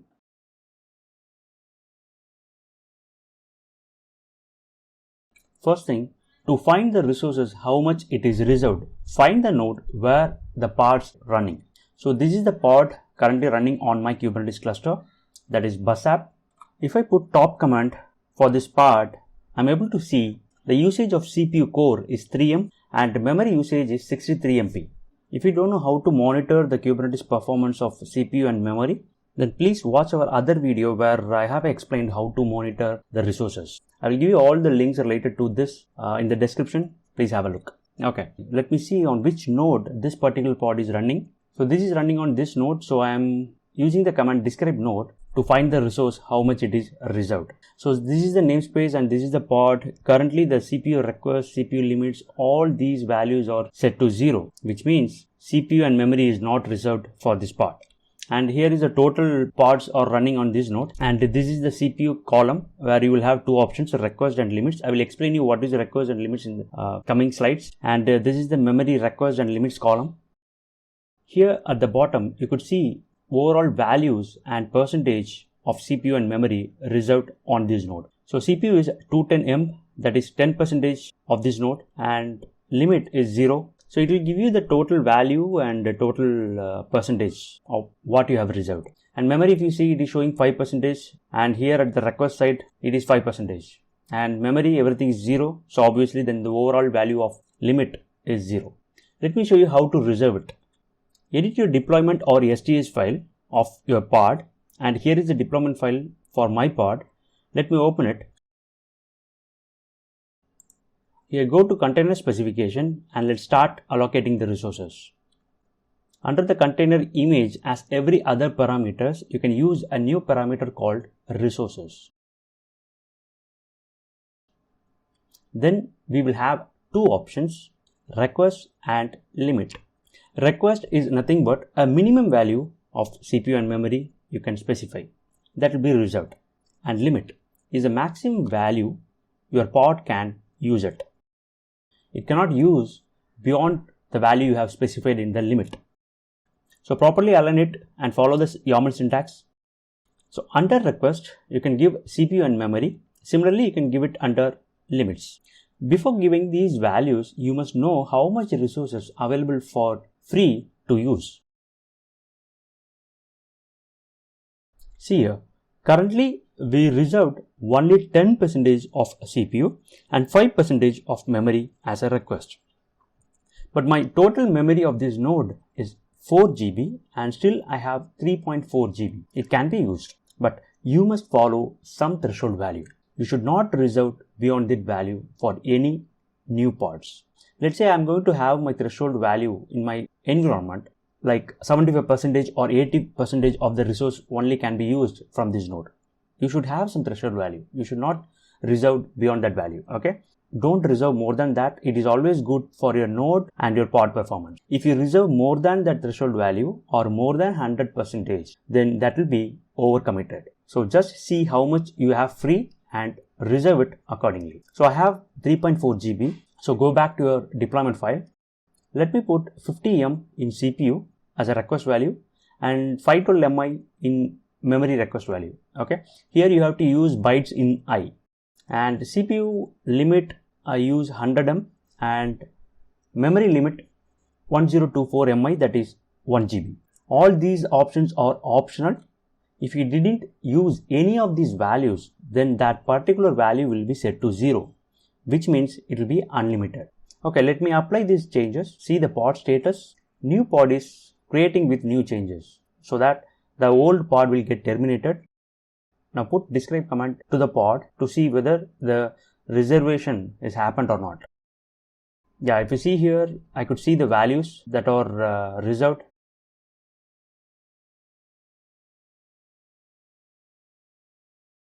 Now put describe node, see now. Here our pod got some new values, 50M, 2% CPU request, 100M, 5% CPU limit, and 15% memory request, and 30% of memory limit. So we have reserved CPU and memory resources. And you can see the overall values of CPU and memory at the bottom of this command, right? Okay. Let's see how to increase these resources again. We may come into situations like to increase the resources. So let me change some value. Again, open the deployment file. Let me change memory from 1 GB to 2 GB and CPU let it be as it is. Let's see what happens now. Once the changes are done, apply the YAML file and put describe command. That's it. We have successfully increased the resource limit from 1 GB to 2 GB.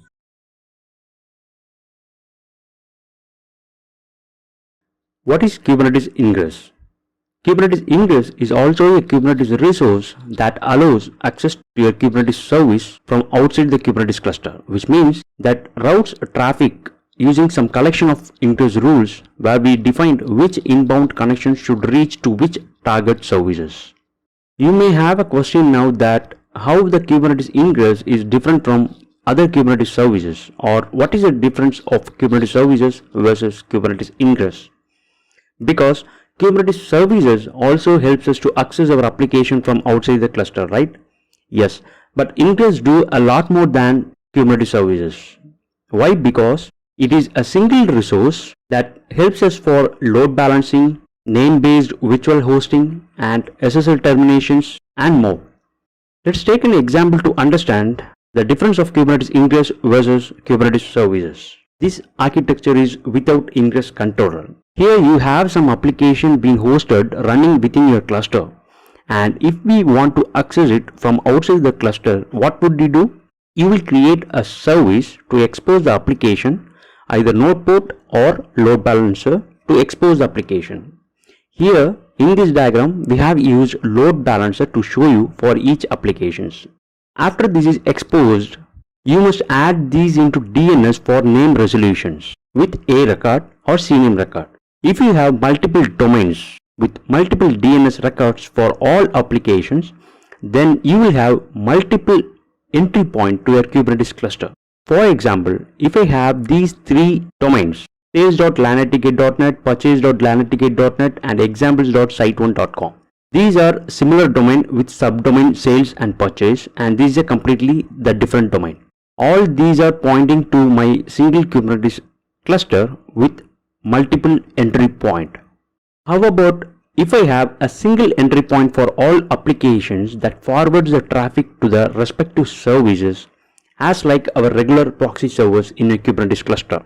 So you don't need to expose all your applications to outside the cluster using node port or load balancer service type. Instead, just change all your application service type to cluster IP and keep your application safe within the cluster like private applications. Then just create an ingress controller that will be facing the external network. And ingress controller is nothing but it's also a part that should be created to route the traffic, and just define the rules in ingress resources. Now you will expose only your ingress controller to outside the cluster using node port or load balancer. Then go to your DNS and modify all the domain names to point our ingress controller. For sales.lanaticate.net, purchase.lanaticate.net, examples.site1.com, all are pointing to our Kubernetes ingress controller, which means at this point we will have a single entry point to all our applications. Doesn't matter how many applications you have been hosted, but still you will have a single entry point. If you access any of these applications through URL, obviously the traffic will be redirected to the ingress controller through the name resolution. There you will have a ingress rules that controls the traffic. So based on the domain you access, traffic will be forwarded to the target services. So how we can create the ingress rules? This is a basic example how we can create the ingress rules. This is also a Kubernetes resources. So just create a file with ingress kind, the name of the ingress and the specification with rules, and these are the syntax for each domains. -host along with the HTTP and the path and the backend pods where the inbound traffic should be redirected. For example, if someone is accessing sales.lanaticate.net, then it should go to the exact service what I have mentioned here. If I access purchase.lanaticate, then the traffic will be redirected to purchase-svc, not to any other service. Similarly, the last one is examples.site1.com, and it will redirect the service to examples-svc where it is here. So this is a basic example. So the best part of this Kubernetes ingress is that it supports virtual hosting, which means you can host multiple domains in a single cluster even with different URLs. Instead of having single IP address for each domain, then you will have multiple entry point to your cluster. This case, you can have multiple domain can point to a single target. Also, it supports both HTTP port 80 and HTTPS port 443. In order to have HTTPS 443, we should have a certificate created for the domain. Since here we have used HTTP, so this will be able to access only using HTTP port, not HTTPS. But I will show you how to create SSL certificate for each domain. We'll create a separate session for that. Also, controlling the traffic to the cluster can be easily managed through ingress rule itself. All of these rules can be done only when you have set up your Kubernetes ingress controller. Without setting up ingress controller in the Kubernetes cluster, ingress rules will not work, and there is no point of creating the ingress rules. So how to set up Kubernetes ingress controller? There are many projects that supports ingress controller. Some popular names are Nginx, HAProxy, Istio, Traefik, And on public clouds, we have Google Cloud, Amazon, Azure, and many more. So it's up to us to choose which controller are we going to use in our cluster. The functionality of all the Ingress controllers are same. In this session, I will set up my Kubernetes Ingress controller using Nginx project. This is my Kubernetes cluster on AWS cloud with 2 worker nodes. Also already I have some 2-tier application hosted within that. The K-node is a front-end application and MongoDB is a backend. Even I have used cluster IP service. It won't be accessed from outside the cluster. At this stage, I will show you how to set up Ingress controller to allow the traffic to this application from outside the cluster.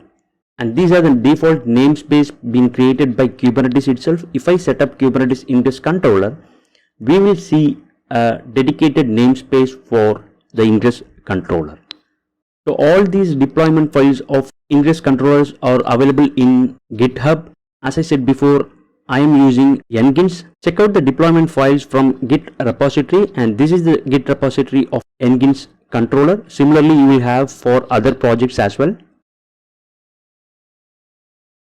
Go to the folder Ingress Nginx, then go to deploy,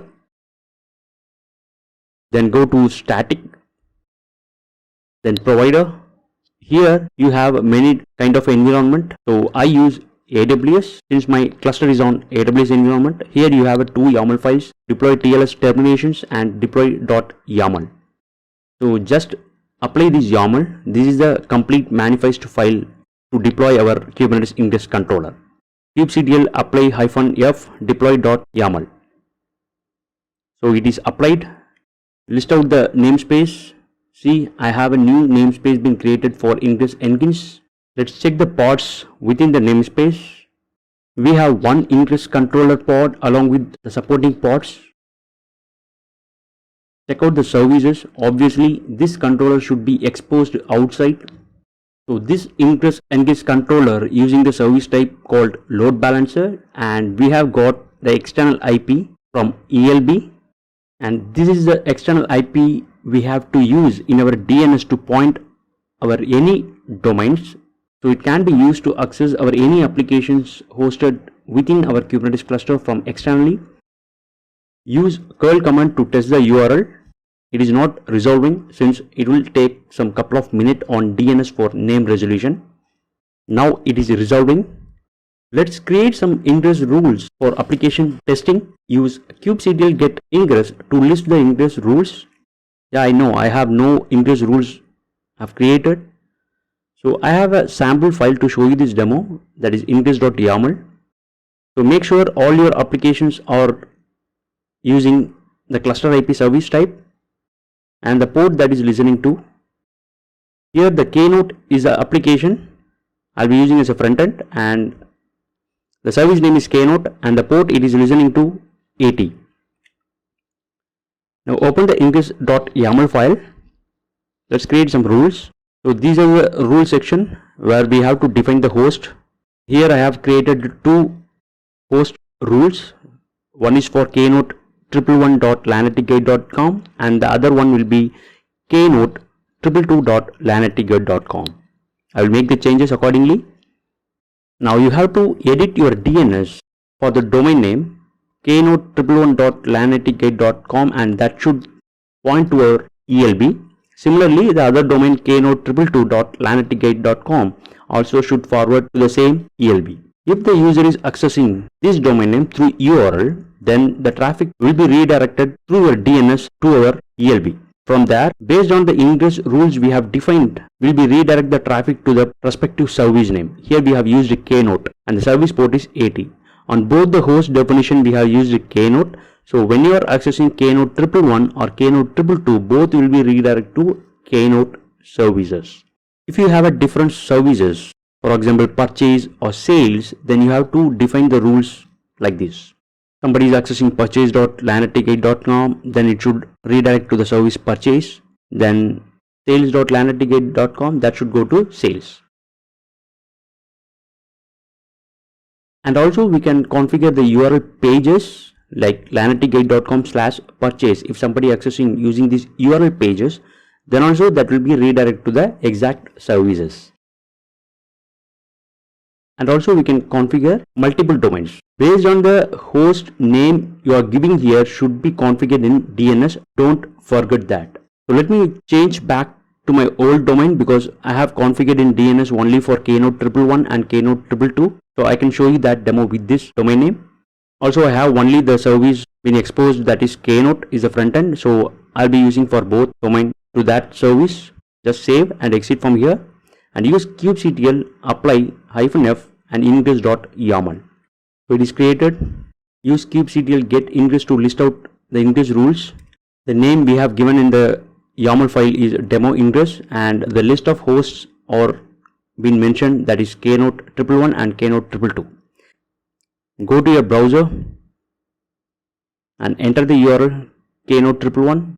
Similarly, you can try to access the second domain, that is Keynote 222. That is also redirect the traffic to the Keynote service. When you have different services for each domain, then you can use that in your ingress rules.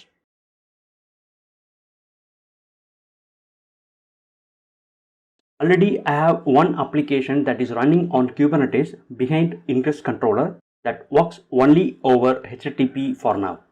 This is the Ingress rule created for the application I have, and the domain name is keynote.lanettigate.com. This ingress is already applied. I use HIProxy ingress controller for load balancing and virtual hosting. Already this domain is configured, so I would be able to access my application from outside the cluster. So currently this is working only with HTTP port. So this is my entire current setup. From here I will show you how to create a certificate for our application from the server itself, and it would be a self-signed certificate, and we'll show you how to use it in the applications. Use kubectl get secret to list out for any existing secrets are available in our Kubernetes. I have two secrets being available for now. The first one is being used by Kubernetes service account, and the second one is a dummy one. You can use this certificate as well. Let me show you first how to use any certificate in Ingress. Then I will show you how to create the new one. So just open the Ingress rule file. This is the general Ingress rule file I have created for my application. Here add a section for TLS under spec. Here you have to define the list of domain names with host options which all are going to use this particular certificate. Then specify the secret name with secret name options.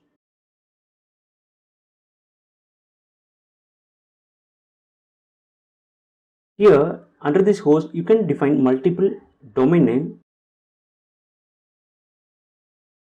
but here I have only one domain, that is keynote.lanettigate.com. So I am going to use only that particular domain name. Just save and exit from here. Apply the changes using kubectl apply command. So it is applied. Just go to browser and refresh again. So it is a general warning. Just proceed to keynote.lanettigate.com. But this is a general warning from the browser, as the certificate I used is not certified by any public certificate authority. If you use the certificate provided by any certificate authority like DigiCert or from any other certificate authority provider, then you won't see this error. But still, your application is working over HTTPS as we expected. Let me show you how to create our own certificate for this domain now. By default, we will have a command called OpenSSL. Using that, we can generate the certificate as we want. So use the command OpenSSL, and the out, just specify the name of the file, keynote ingress tls.crt, that is my out file, and the key out file, that is the actual key of that certificate. Again, keynote ingress tls.key, and with subject within the double quote just define the canonical name, that is keynote.lanettigate.com. Just hit enter, and these are the two files being created by OpenSSL. At this point, you have two options to create a secret within the Kubernetes. Either you can create a YAML file with kind secret as like this, and they put the content of certificate and key file inside the YAML file similar to this, and just apply this file using kubectl command. Or you can directly create the secret using kubectl command itself without creating any YAML file. So I am going to use the second option. I am going to use directly kubectl command to create the certificate rather than creating the YAML file. So the command is kubectl create secret TLS,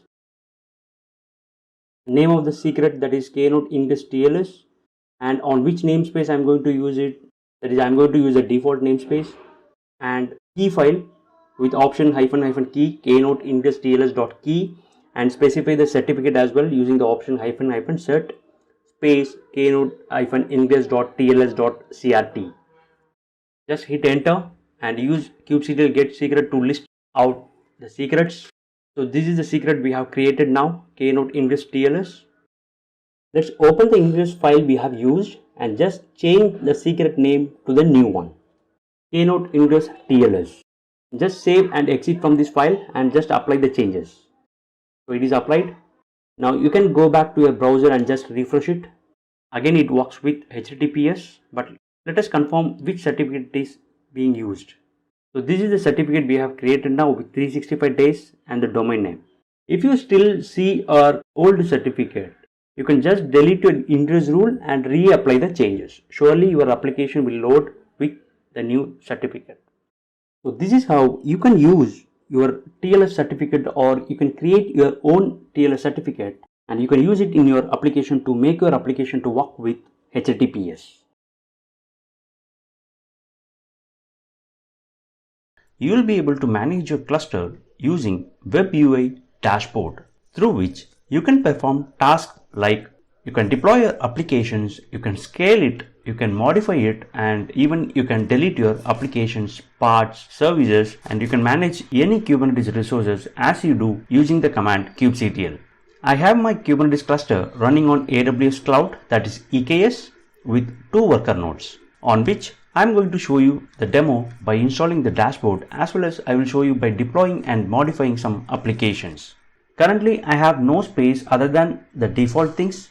After we deploy the dashboard, it will create a dedicated namespace and other required resources for it. Just go to google.com and search for Kubernetes dashboard, and this is the link we need, Web UI dashboard. Click on it. This will take you to the Kubernetes official website. Here you will have all the information about Kubernetes dashboard. You can just go through that. And this is the command will help us to deploy the dashboard. Installing dashboard is a straightforward procedure. Kubernetes itself, they have the recommended files on GitHub.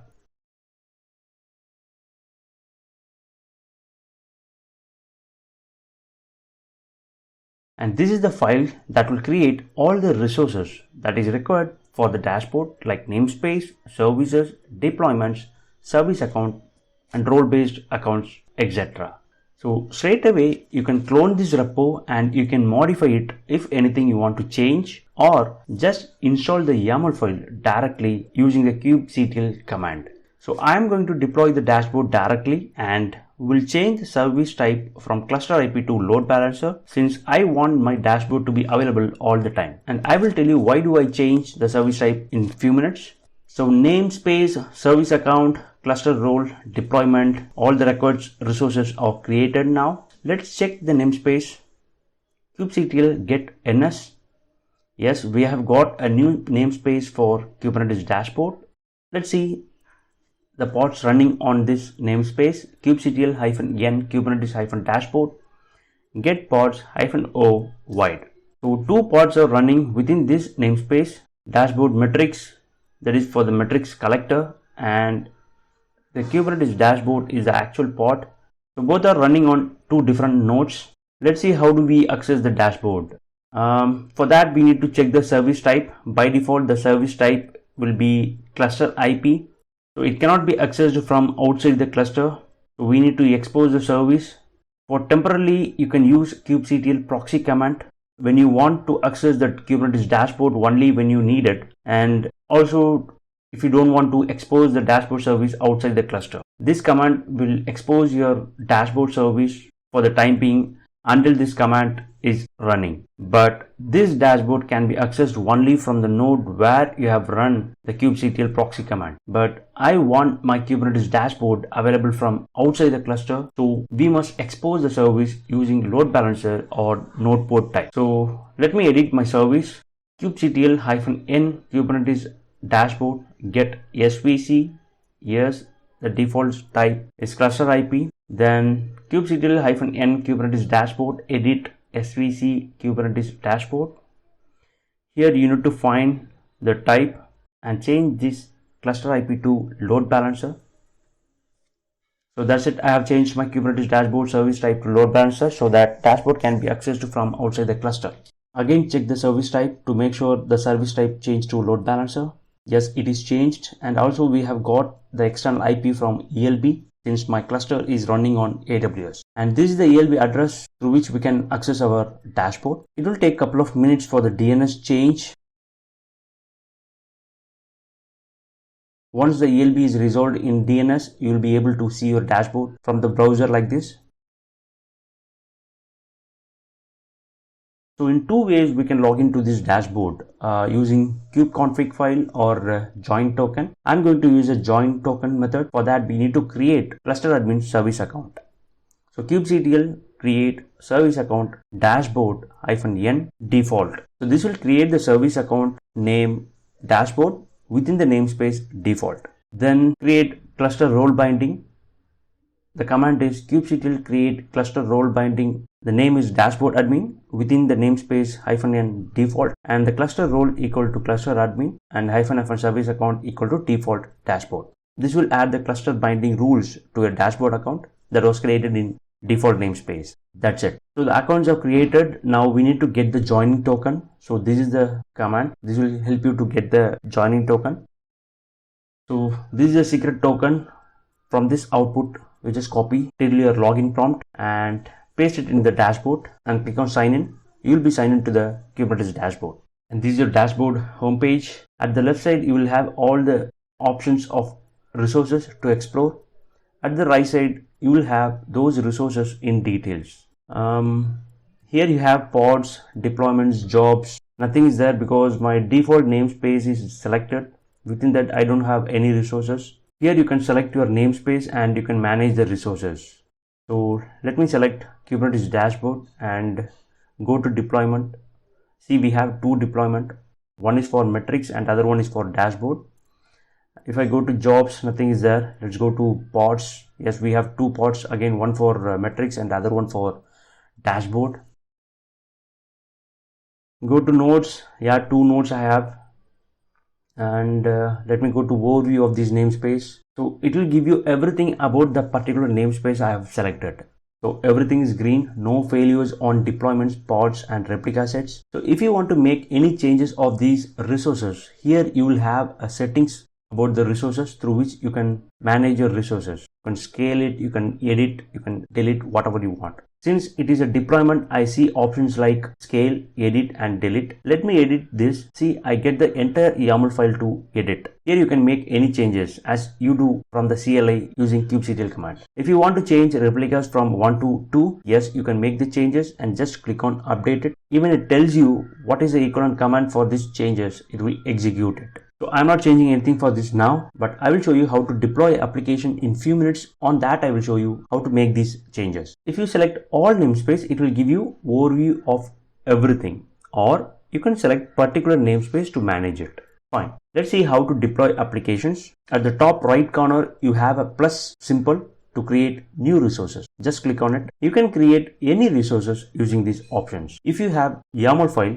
then you just copy and paste the content over here, and this is create from input. Or you can upload your entire YAML file from your local machine directly using this option, create from file. The third option is quite interesting. You don't need any YAML file. You can just enter the details you want in these forms. Here you will have all the options that are required for the resources like app name, container image, number of parts, services. If you want to create, you can create it on which namespace you want to create. So you will have all the options. Once you are done, just click on deploy. That's it. Let me deploy my demo application that is there on my GitHub account, github.com/LaneticGuide. Here I have a repository for a two-tier application, that is Kubernetes Knote. Here I have two YAML files, Knote YAML file for front-end application and mongo.yaml file for database. Let me open these two files. First, we'll create database. So go to mongo.yaml,